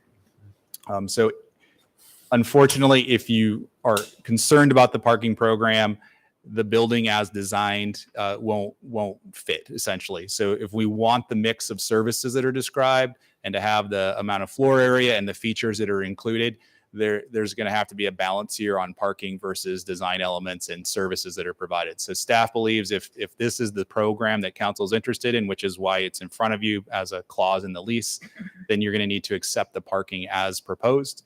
And again, we think it's approvable. I think it can work with what's proposed. I don't think that it's a deficiency that you would look back at and necessarily say that was not a good decision we made, because there just is nowhere else to park in the area or on site. So ultimately, that's the feature that I think we need direction as staff. We've walked through a lot of the other components of the site. We find it to be a really good use of the site. They're taking advantage of different elements of the building design to make it easily accessible to the patrons that approach, both from the public street as well as with vehicles or walking or biking as well. Really the design of the building, which is what I'm going to bring up next. And if you want to talk about the floor plan, I know that's here as well to explain some of the ins and outs of this. But when you really look at the design of the building, I think that's one of the more interesting components of the project. They've taken on a really neat design feature to kind of have a horizontal, some elements of prairie design, but really a good mix of windows, accent features, and then just high quality building materials that'll really make it an interesting and desirable facility aesthetically. So I think staff believes this is a really good effort by the design team and the applicant to assuming they're meeting council's goals for use of the site. So with that, I'm really here to answer any of their questions you have. And I know that the applicant can also speak to the project if you want to hear more about how it's going to operate, what are the other elements of the plan. Questions? I was surprised to see only 3 handicap slots in the parking lot for a senior center. Just, it seemed like there should be more of them, but I don't know. I guess that would be an applicant's choice. It clearly meets code with the 3. We don't usually recommend or offer people to do more. To do that does affect other layouts. So I don't think they have any compact spaces. So all the rest are standard stalls. So if they chose to do that, we count an ADA space as equal to any other standard space. It just every time you do an accessible space, you're going to have some element of an aisle, which then eats into other capacity in the parking lot. I know Dr. Millman wants to address council, so maybe he can answer that question when he comes up. Any questions? So Staff? I was so excited to see the staff report, and I had not seen any of the pictures of the layout. And this is a great project for our community. And if you had a chance to be in our prior facility, it did not speak well for our community's priorities of how we value our seniors in our community. And this says value, and I am super excited about it. The only question I had, and maybe this is for Dr. Milliman or Nancy, but are there opportunities for expansion? When you think about the demographics of Ames, are there opportunities to expand this? Because I think over time I could conceive of our retiring population growing, and this looks like a pretty large facility, but I wonder if how that was considered. Maybe that's a question for the applicant. Yeah, I think I'd have to defer to Nancy Sure, on that. but All right, open public comment, and Dr. Millman, you're welcome to address council. Thank you for coming.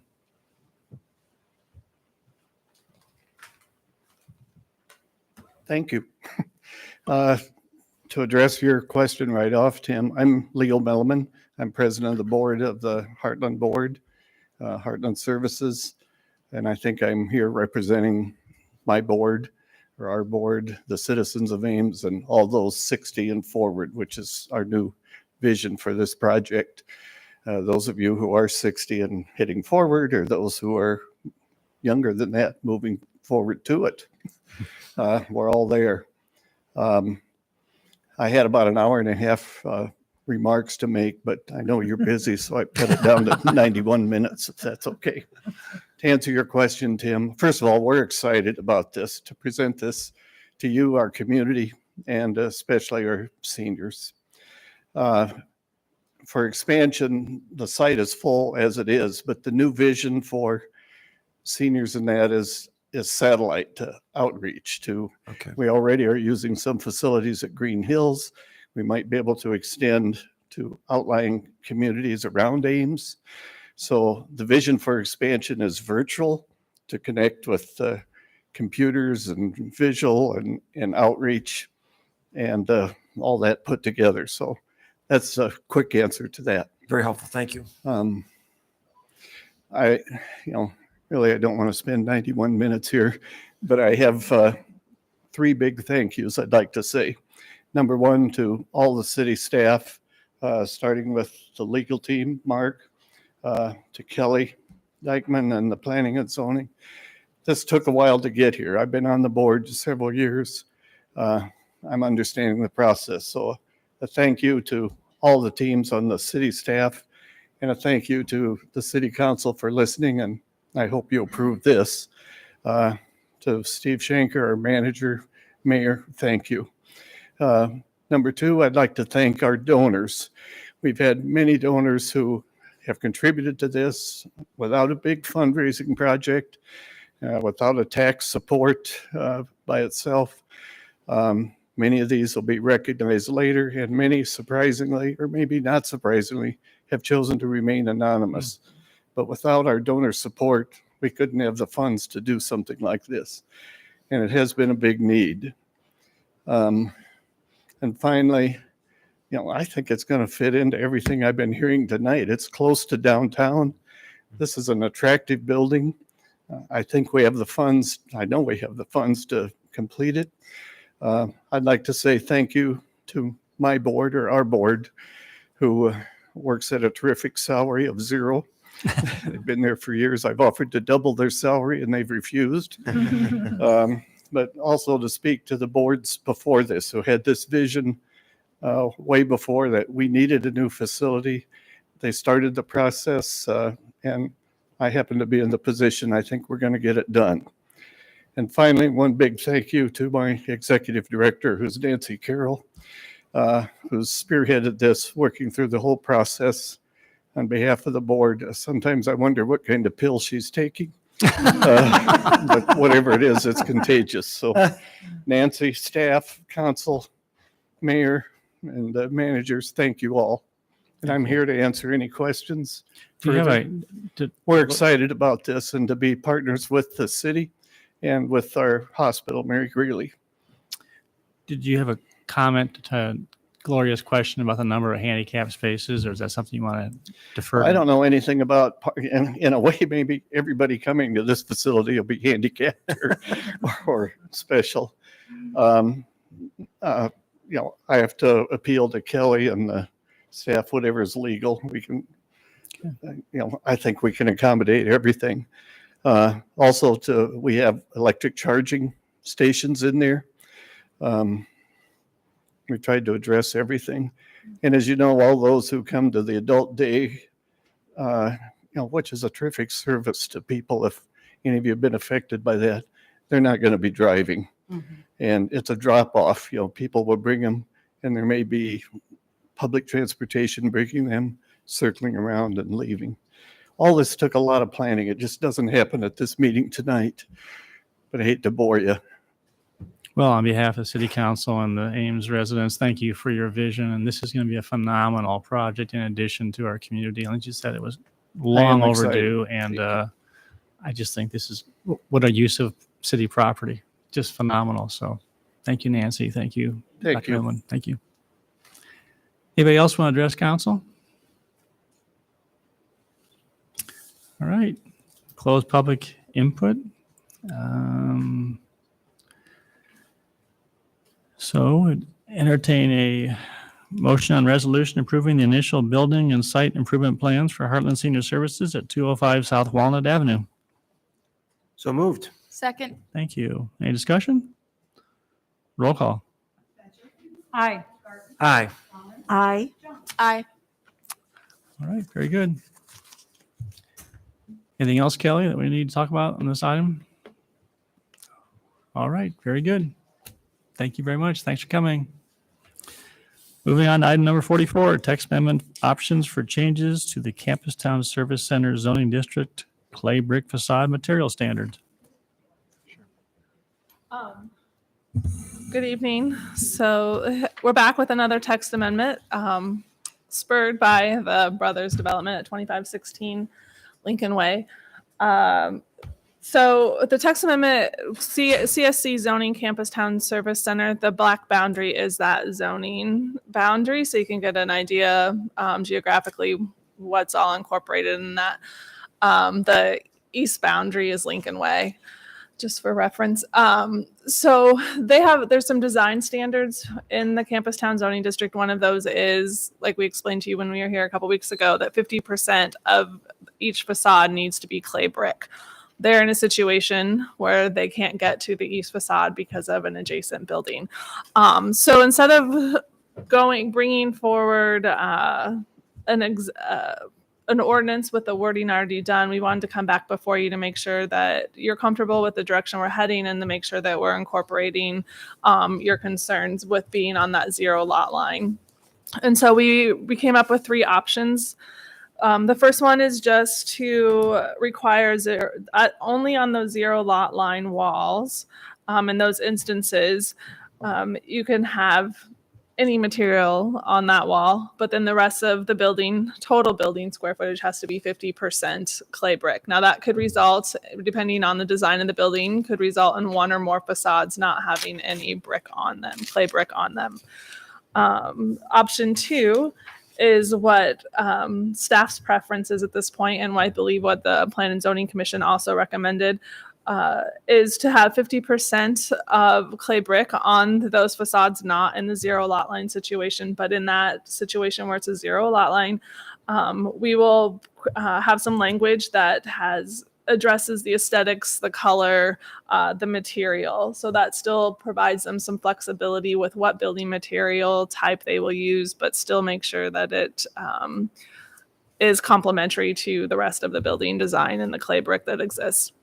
And then option 3 is just a little bit different than 2. The difference is that it would be a very specific material that imitates the look of clay brick. The only reason why, not the only reason, but one of the reasons why this isn't staff's preference is it just gets too specific. It would be more subjective because of the manufacturer they may use or materials that we don't know exist yet or that we're not familiar with. So staff feels the most comfort with option 2. This is going to come up in other situations given the lot sizes and the development pattern of campus town as redevelopment occurs. All the primary building material you see is clay brick throughout the district, but there are other materials in there, and we feel that a developer should be able to still incorporate those, but in a tasteful, aesthetic manner. So with that, we can answer questions, take more direction. Questions, comments? And one other thing we gave you since the last meeting was at the last page of this attachment gives you some real life examples from Stanton Avenue of different masonry products. So we know you're very concerned about this with your comments. So this was a good explanation of the different things that are out there and are all permissible today in some fashion, not exactly this way, but in some fashion. So I think last time council, you presented this to council, the conversation was that the 50% of clay brick that was supposed to be on all 4 sides, that they would take and go like 100% for sake of discussion on 2 sides, and the other 2 sides would be a different material. It could be a concrete block or one of these other, materials that would be a single width, single thickness versus, multiple thicknesses. Is that still the thought? I think I heard you say that if you did something different on the 0 lot line side, they'd still just do 50% on the front facade. Is that correct? Or what was staff's recommendation or thoughts on that? We would include in the new language that preference, something along the lines that preference should be given to those front facades and to, these primary facades that are highly visible, very public, to include as much clay brick as possible. And then, what you were just explaining about the variety of materials is that would be and using what you want on the east on a zero lot line, that would be more of option 1. Option 2, we would get more specific into the like it needs to be an integrally colored block or something like that. So I just trying to tease out is if an applicant chose to do that, to do just a colored concrete block on, let's say, zero lot line sides, would they be required to do 100% brick on the front of the building, or they still would have an option to do? No, you said still, as much as possible, or they would like to become subjective and up to the applicant. I'm just curious what you're recommending as a staff.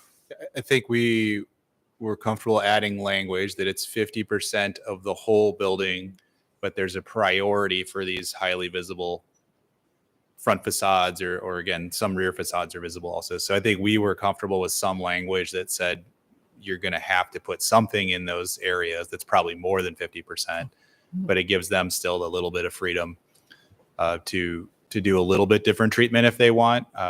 Again, we're not proposing to forbid any specific material. Just like now, nothing's forbidden. It's just that it's 50% clay brick. It's only on that side. Well, I guess with council's comments, we were looking at just that side facade having a coloring or a texture requirement that doesn't apply anywhere else.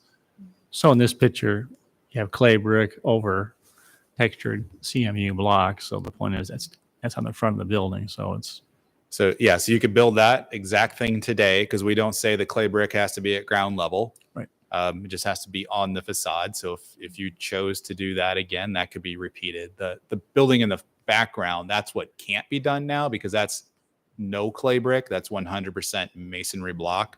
So some brick would have to be on that building regardless, but it has different types of block on it. That's why it's a great example. Okay. And this is going to come back in the form of so with direction tonight, then we'll get with the city attorney and we'll bring the draft ordinance back on June 14th. When you gave direction to initiate this last week, we didn't know that we had time to get back in front of you. If we had to notice for hearings and everything, we couldn't have done that, but we were able to get to P&Z last week and then insert this in the middle, and then we'll publish notice for June 14th based on tonight's action. Okay. Any other questions or comments? So I'm supportive of option 2, but one question just procedurally, did we reach out to Campus Town Action Association for their input on this? There is no CAA anymore. I obviously was not aware of that. There's no business association anymore. The chamber took over through the outside funding request. They took over some of the management of activities, but there's no business association called CAA any longer. Okay. I was aware of the chamber's greater involvement there, but I didn't realize it was no longer an organization. So it's unfortunate because a logical conduit for information and feedback, we've now lost that. Do we still do any kind of intentional outreach to these the people, the businesses in this area, letting them know about this proposed change? We did not in this case, no. Okay, I'll open up public comment. Is there anyone that wants to address council on this topic? Seeing none, we'll close public input. Any further discussion or questions? This actually liberalizes it for gives more flexibility to the property owner. Oh yeah, I like it. Tighten it up, it makes it easier for them. So you're saying maybe people don't want to do that; they want to have more brick. But just the principle. I mean, we're obviously impacting Campus Town. I would have expected we would have reached out, but. So traditionally we would have reached out to CAA. Absent CAA, we don't have a practice in the city for text amendments to notify potentially affected people of text amendments. That's just not something we've done in the past. Yeah, I'm not faulting you. It's just a bit different than we've done in the past. All right, entertain a motion. Move alternative 2. Second. Okay, any discussion? Those in favor of the motion say aye. Aye. Those opposed? Motion carried. Moving on to 45, resolution approving professional service agreement with Tool Design Group regarding a bike and pedestrian master plan. Damian.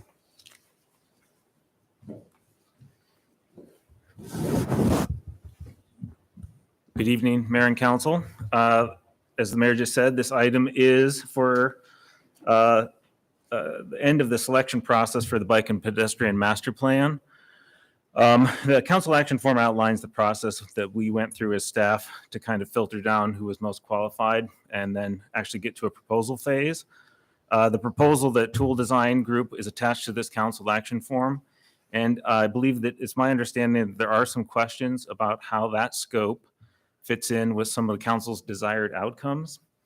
When I got back from the airport this afternoon, I spoke with John, our director, and he had a list of things that he wanted to address. So I could start by going over my understanding of how the scope fits into that desired outcome, and then I can answer any specific questions that we have after that. Maybe be helpful, Damien, just to kind of identify, or we can identify what the questions were, just so you know how. Yes. So, why don't you go ahead and just maybe you state what the or restate what you heard from John, and then you can explain how you're going to accomplish that. Then You bet.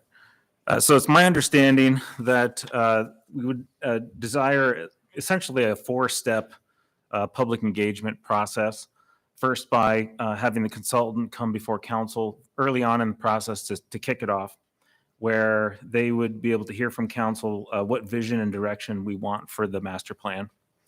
Then we would go out taking that direction and start the public input comment period through all the different kind of techniques that I can go over that are in the scope, both electronic, in person, workshops, kind of pop-up events. We really press the consultants to like give us the widest range, cast the most net for people who want to be in person, people who want digital involvement. We don't want to miss anybody.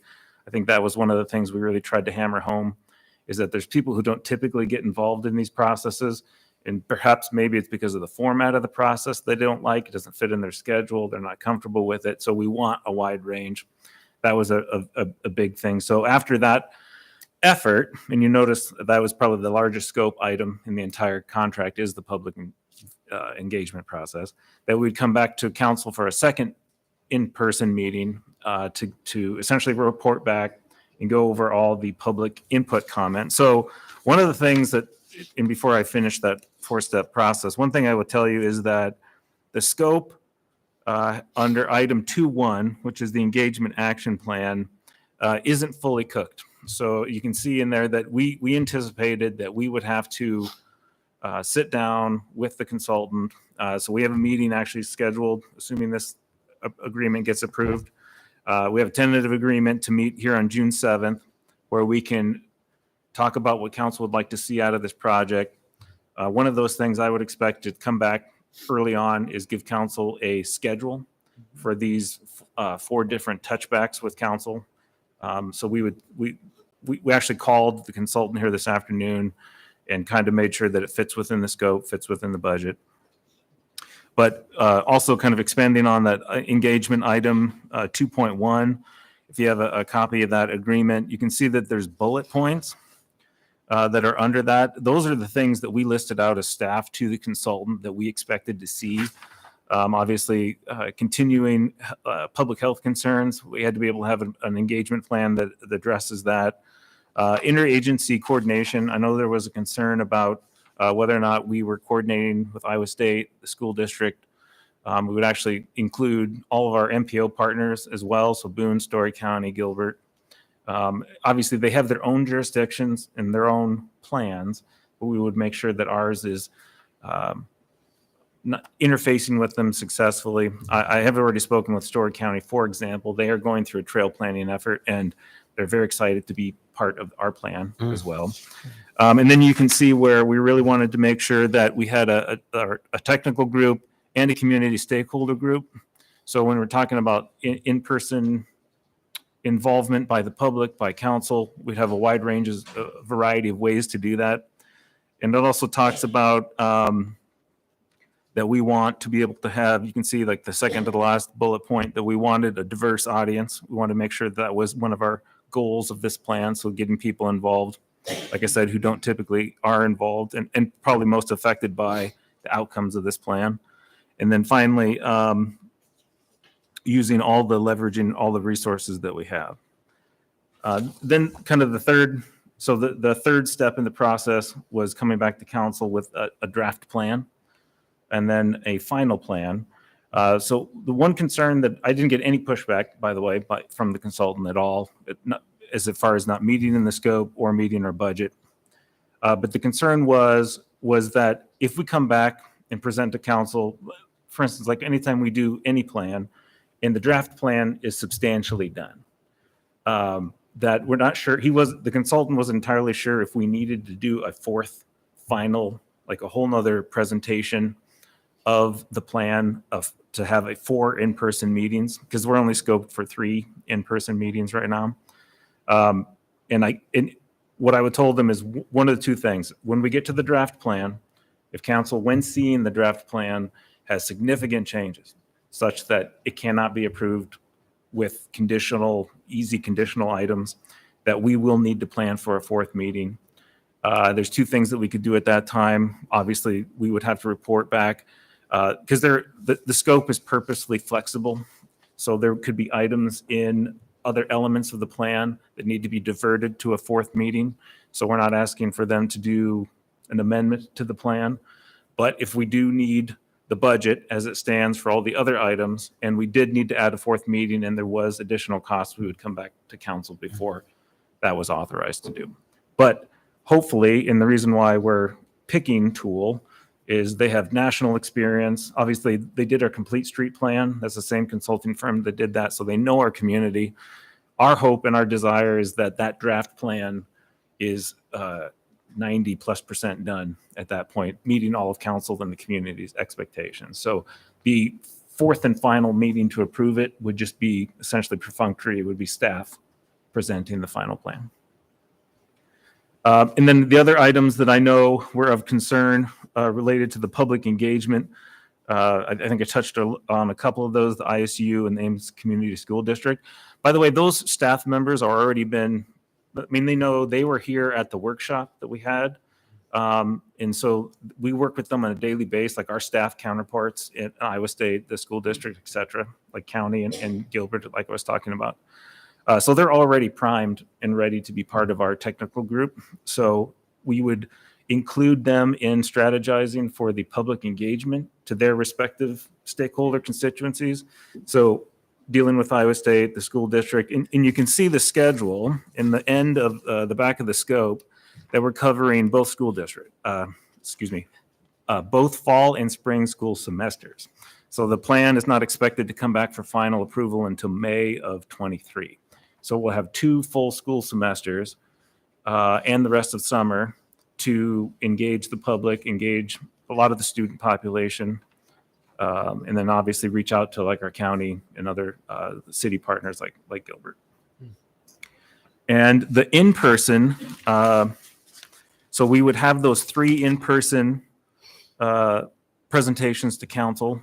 Then we have in the scope, they're talking about doing up to 2 group bike rides or walks. So they would have in my understanding, those are essentially like the substantial portion of the daylight hours of a day, where we would schedule with constituency groups to do a bike ride with our consultant, to do a walking of maybe for example, I think they gave like elementary schools, the walking around neighborhoods around an elementary school, see what needs to be improved. So we'd have those interface. They would have, right now they're scoped for 3 pop-up events. And we would work with our ISU and the school district partners to figure out where and when those pop-up events and what they look like. If we needed to, and we talked with Adam Wood, who is going to be the lead on this project from Tool Design. If we have need flexibility for additional pop-up events, especially when we come back to council, but when we have the consultant here for the first kickoff meeting, we will be able to describe like what flexibility we have to add pop-up events. But one of the things that I know was a concern was we have under 2.3 where it's talking about an online survey. Typically, it's 8 to 12 questions minus some of the socioeconomic demographic information that they would start with. Was that one of the concerns we had when putting together a proposal was when you go out to the public and you survey them, I think we see that with the community satisfaction survey, they can be fairly long. Excuse me. And you could lose engagement if they become too long, too lengthy.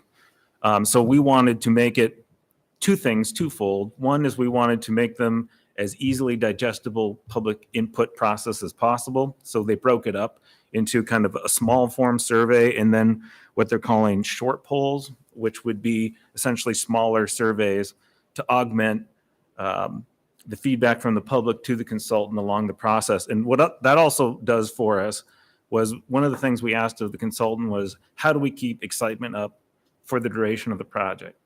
And instead of just doing one large, maybe visioning workshop, I think you've seen that like in the long range plan. We have one big meeting.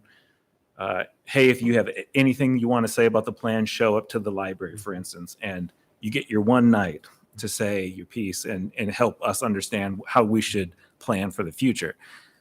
And then the public, I think one of the things we're trying to prove upon is then the public doesn't see or hear most of anything from the consultant until they see the draft plan. So we're trying to get ahead of that issue and keep them engaged through some short polls. And two things that I think that helps us is keep engagement up.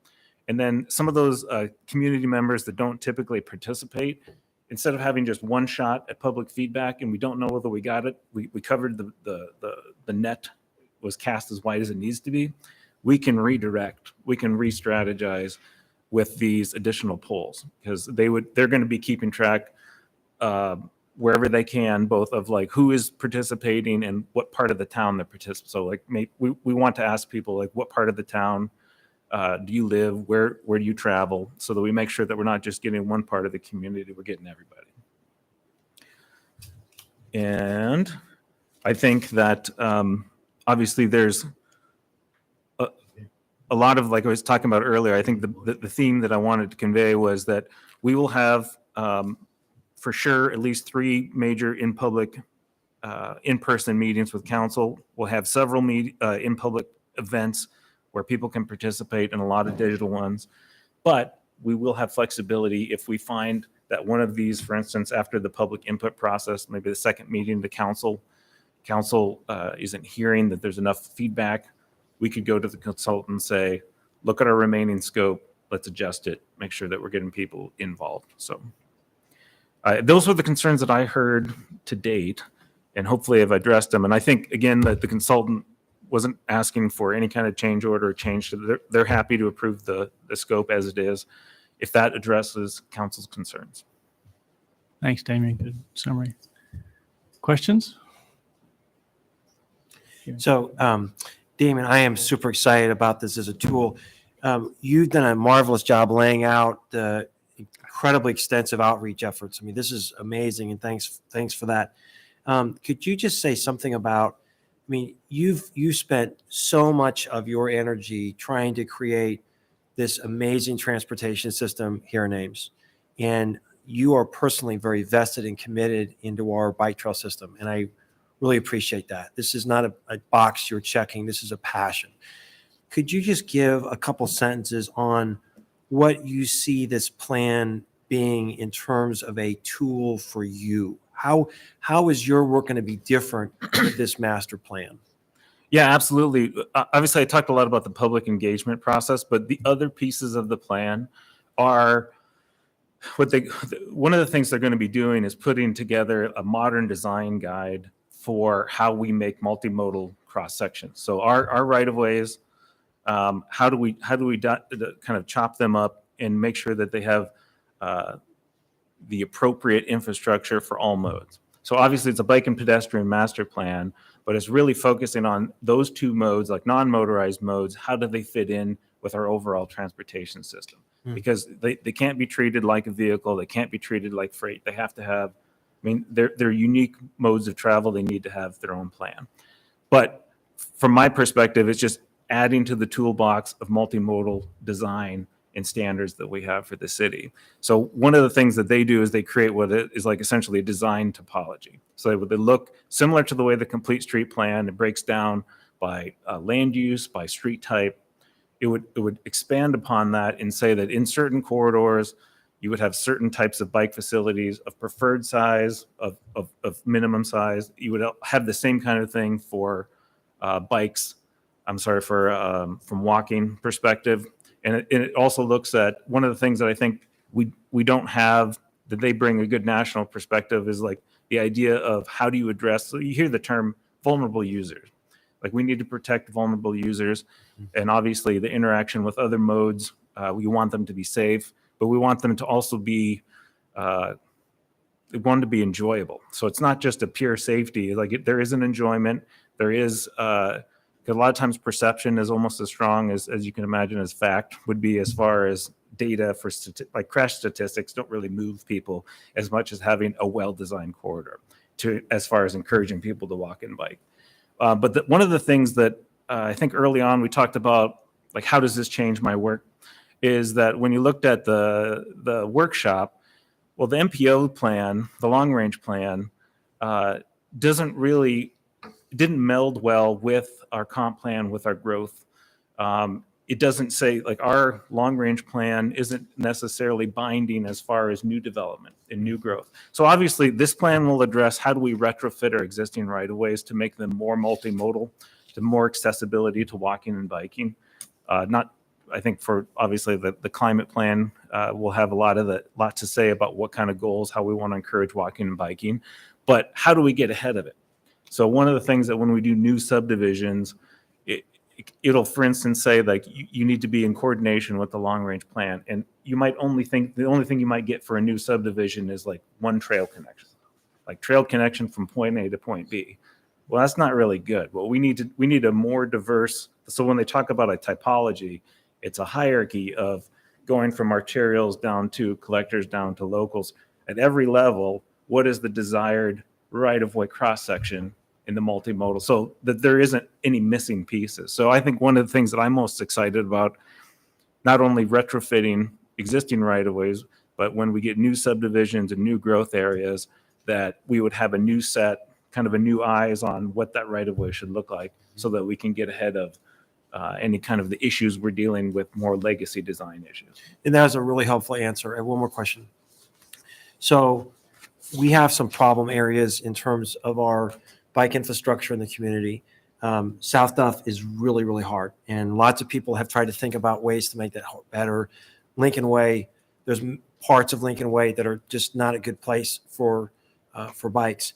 Will this consultant put a fresh set of eyes on some of our problem areas of the community? No, absolutely. I think one of the things that's been somewhat of a perennial issue for us is what do we do at critical arterial crossing? So crossing conflicts at major volume, like high volume traffic intersections, have always been somewhat of a concern, and it's been a little enigmatic. So when you talk to one professional or another professional, they may have two different and somewhat conflicting answers of how do we, quote, solve that problem. So one of the things that when we select a tool and we looked at their experience, we looked at their qualifications, is how have they brought in. So one of the things that the tool has done, and the reason why I think they're uniquely qualified to do this project, is because they are one of the consultants that have done the DOT's Bike Ped Master Plan. They're also one of the firms that were on AASHTO's Bikeway Guide update that's going to be released here fairly soon. So they're kind of the tip of the spear for walking and biking standards and what's working and what's not working. And so, yes, I think as you can imagine, when you look at past long-range plans, we kind of bounced a little bit around between this idea of how do we retrofit a corridor, how do we forget that corridor and find a parallel corridor. Right. So there's all these different strategies. Right. But when you talk to the bike community, you talk to people concerned about walking in a safe and comfortable manner, they're not really seeing those things click as far as like what the improvements are, how do we address high volume intersections, how do we deal with constrained corridors, et cetera, those things. So I really do think that from what Tool has shown in past experiences and the projects that they gave us, especially during the qualification step, that they have had and can demonstrate successful plans in other communities. So yes, that kind of idea of a fresh eyes, I think we will get here too. That's really helpful. I think all of us were shocked when we had the workshop. We were stunned with the number of people that attended. And it was the largest workshop we had post-COVID. And I think it communicated very clearly the community's strong interest in this.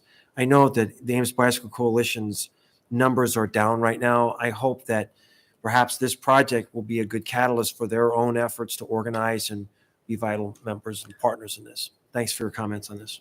Okay, I'm open for public comment. Is there anyone that wants to address council on this topic tonight? Hearing none, close public input. Any closing comments? Otherwise, entertain a motion on resolution approving professional service agreement to Tool Design Group of Madison, Wisconsin for bike pedestrian. Second. All right, any discussion? And Damien, you're comfortable it sounds like you're very comfortable with the agreement as it is right now, moving forward, and the concerns have been addressed. Absolutely. And we'll have, like I said earlier, we'll have plenty of times and opportunities to check back in. And if we do need minor course correction, we can do it. Thank you for following up. Okay, roll call. Aye. Aye. Aye. Aye. Thanks, Damien. Appreciate it. All right, moving on. Item 46, hearing on final amendments to fiscal year 2021-2022 budget. Council action form is well laid out. Nancy's here to answer any questions. Unless, Nancy, do you have anything you want to highlight? Otherwise, we'll... No. Good evening, Mayor and Council. We're just asking for your approval on the final amendments. Typically at this point, we only ask the departments to look for significant changes such as shifting in CIP projects or new grants and things. Kind of the only unusual one that I would say that was in there this year that you'll hear again at the first amendment when we do the carryovers and again in budget time next year is that we've created an enterprise fund for the airport, which is something new. And so a lot of the final amendments, we're moving them from the general fund, and we think that that'll give a better picture of how the airport operations are doing when we present the budget next winter. But otherwise, everything was pretty much laid out in the attachment, but I'd be glad to answer any questions. Any questions? Do we normally see these kind of increased revenues? That was a pleasant number. It was mostly the sale of the airport to Sigler for the hangar that we sold. So this is sort of an unusual. That wasn't unusual. Yeah, we don't usually have the revenue go up That's that what much. placed it into the fund, separate fund, so it wouldn't drop into the general fund. It's going to stay in a separate fund, this enterprise fund, to benefit the airport in the future. Okay.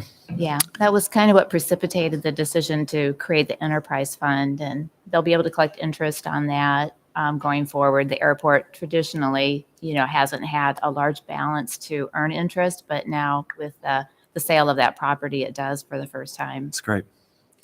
All right, declare public hearing to be open on this item. Is there anyone that wants to address council on the final amendments for fiscal year 2021-2022 budget?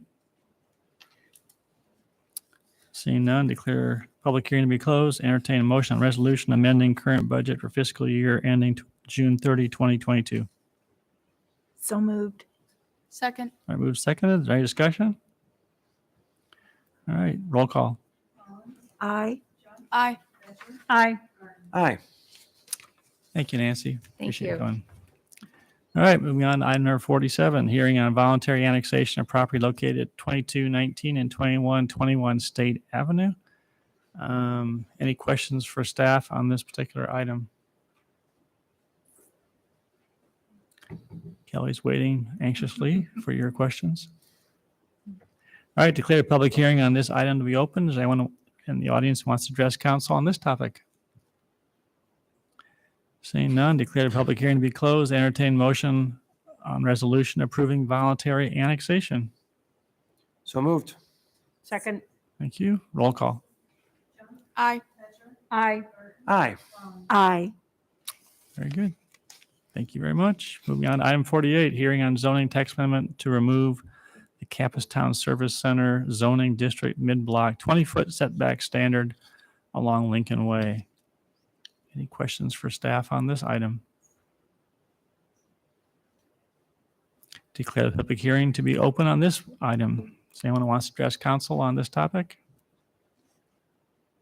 Hearing none, close the public hearing. Entertain a motion on first passage of ordinance. Move alternative one. Second. Thank you. Roll call. Aye. Aye. Aye. Aye. All right, thank you. Moving on to item 49, resolution setting June 14th, 2022 as date of public hearing for state revolving fund drinking water loan agreement for the demolition of the old water treatment plant in an amount of not to exceed $3.5 million. Is there anyone that have any questions of staff on this particular topic? All right, open up public comment. Does anyone want to address council on this particular resolution? Hearing none, declare the public input to be closed. Entertain a motion on resolution approving the loan agreement. So moved. Second. Thank you. Roll call. Aye. Aye. Aye. Aye. Very good. Moving on to item number 50, ordinances modifying Chapter 18 of Municipal Code for parking changes to various locations. Any questions for staff? Any questions for Mark on this item?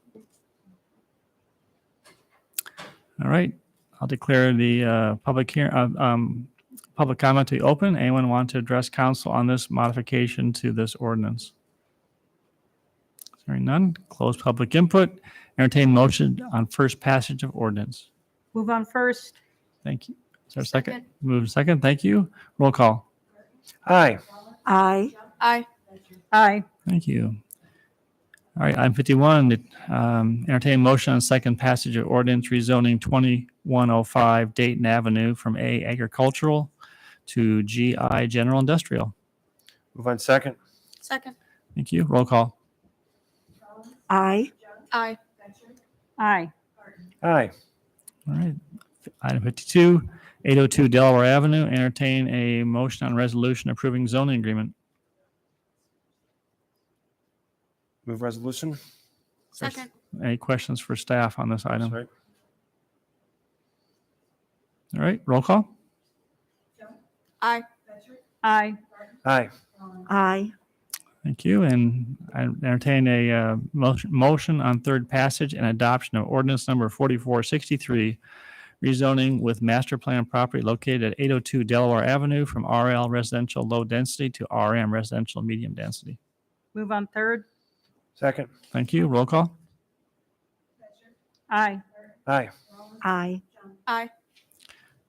Moving on to item number 53, entertain motion on third passage and adoption of ordinance number 4464, reducing flag lot access within the general industrial zoning district. So moved. Second. Thank you. Roll call. Aye. Aye. Aye. Aye. And entertain a motion on third passage and adoption of ordinance number 4465, adjusting stormwater utility rates effective July 1, 2022. Move on third. Okay, roll call. Aye. Aye. Aye. Aye. And item 55, entertain motion on third passage and adoption of ordinance number 4466, increasing sewer rates by 5% effective July 1, 2022. Move on third. Second. Thank you. Roll call. Aye. Aye. Aye. Aye. All right, moving on, disposition of communications to council. We have 3 items tonight. First is memo from Kelly regarding a request to initiate text amendment to section 29.406, subparagraph 2, regarding a medical office parking count. Any comments on this, Steve? No, you did decide if you want us to give you a memo or start the process. Give them a memo, right? Well, that's right. So that you have your memo. I think the question is if you want to allow for an applicant to submit an application for some version of a change to that medical parking rate. Reduce the amount of parking spaces, therefore reduce impervious areas required. So there I has think we're in support of that, right, Kelly? Yeah. So can you go through the process then, Kelly? Because actually the applicant has been a request to reduce that already. They're not allowed to do that unless you authorize them to do that.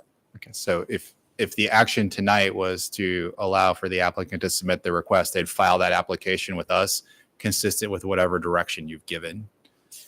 Otherwise, you can't apply for a text amendment without council's permission. That being either option 1 or option 2. Yeah, so they asked for option one. If you were concerned about small establishments being underparked, option two is a version of that to try and safeguard a little bit on the smaller facilities.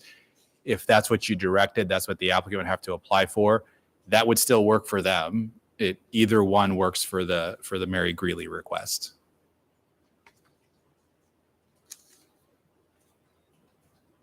Can we discuss those options? We have to put it on the agenda. Yeah, if you want to discuss the options, I think you'd have to put it on the agenda. If you're comfortable with one or the other, you could direct it from the dais to let the applicant apply for it.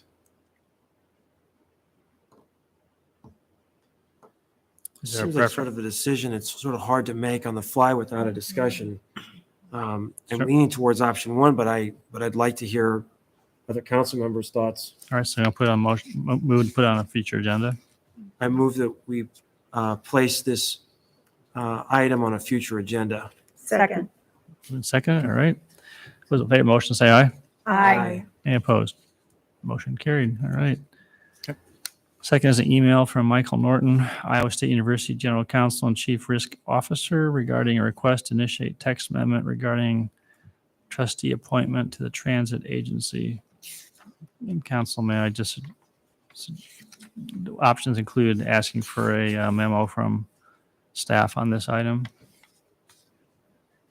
I would move we get a memo from staff on this item. Second. Thank you. Those in favor of the motion, say aye. Aye. Any opposed? And the third item is memo from Steve regarding upcoming new cyclone welcome weekend. I think this item is going to require some discussion, so I would move that we put this item on a council agenda no later than June 28th. Second. Okay. Those in favor of the motion, say aye. Aye. Any opposed? Motion carried. Thank you. All right. Council comments. Bryce, you've been so quiet tonight. You've been so cooperative. What's on your mind tonight? I don't have anything. All right. Rachel? Nothing for me. Nita? Just congratulations to planning and zoning, particularly housing. Vanessa Baker Latimer, good work with her recent review, as well as the animal shelter and their review by Vet Med. So, yeah, congratulations to both of them. Thank you. So Monday is Memorial Day. It's a very special celebration in our community. I'm very proud of the work that we have that goes into our Memorial Day program. The parade starts at 10:30 from City Hall, and then the program will be at the Municipal Cemetery at 11 o'clock. So I invite the entire community to come and participate in that. And then I just want to just comment, just express my sadness at yet another shooting. These are all of our children, and we're just not robots. And I know I speak for council. Just the sadness of yet another mass shooting, and they're still counting, and it's just it's rough. So our condolences to the families in that community. I just want to say that I'm looking forward to attending the International Town and Gown Association Conference with Council Member Rollins and two members of our staff, Julie Gould and Deb Schildroth. And I will be doing a presentation on the partnership with the Community and Regional Planning Community Engagement Living Lab people, Alenka Poplin and her students. They are participating via video, and I'm coordinating that. And I think that what has come across very clearly to me is that ITGA really appreciates the city of Ames and how much we do to try and work well with our students and with the community as a whole to create that sense of belonging, or at least to work on creating that sense of belonging. And so I'm really happy that our reputation is positive among our colleagues across the country. That's all I've got. Thank you. And I think that reflects too just the staff and council members that have participated in ITGA, that that reputation has been earned, not just been given. So we had a great bike ride. Thank you to Susan and Keith and our law enforcement officers. I think we probably had 45, 50 people. Weather was brisk, to say the least, but Councilman Garten and Rowan joined the bike ride. It was a great time, and they wanted to do it again this Saturday. So, Susan, do you have something on? I just want to say too is that was pretty smooth. Yeah. That was pretty smooth. I just want to say that just want to commend the staff because we had 2 stops. One was at the the Tedesco Learning Corridor, and Mike Cox from Story County Conservation was there, did a very, very nice little short presentation, and then Tracy was at the South Fifth and did a nice presentation on the stormwater detention system and what's going on Iowa Creek, and that there's gonna be a bike ride over a bike path or bike trail on the north side. But people just really appreciated and said, I didn't realize this, so I think sometimes, Tim, you'd make the comment, gosh, we don't, tout what we're doing so well. But the point is that it was just really, really, really, really well received. And we had kids that were from 20 months old riding in, what do you call them? Burleys.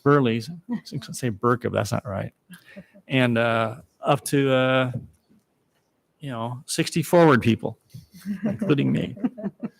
So it was just a great event. And thank you again, Susan, for,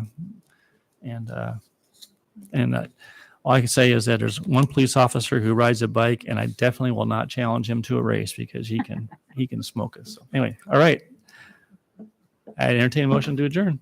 Move we adjourn. Second. All right. Those in favor say aye. Aye. Everyone enjoy your holiday weekend. Thank you.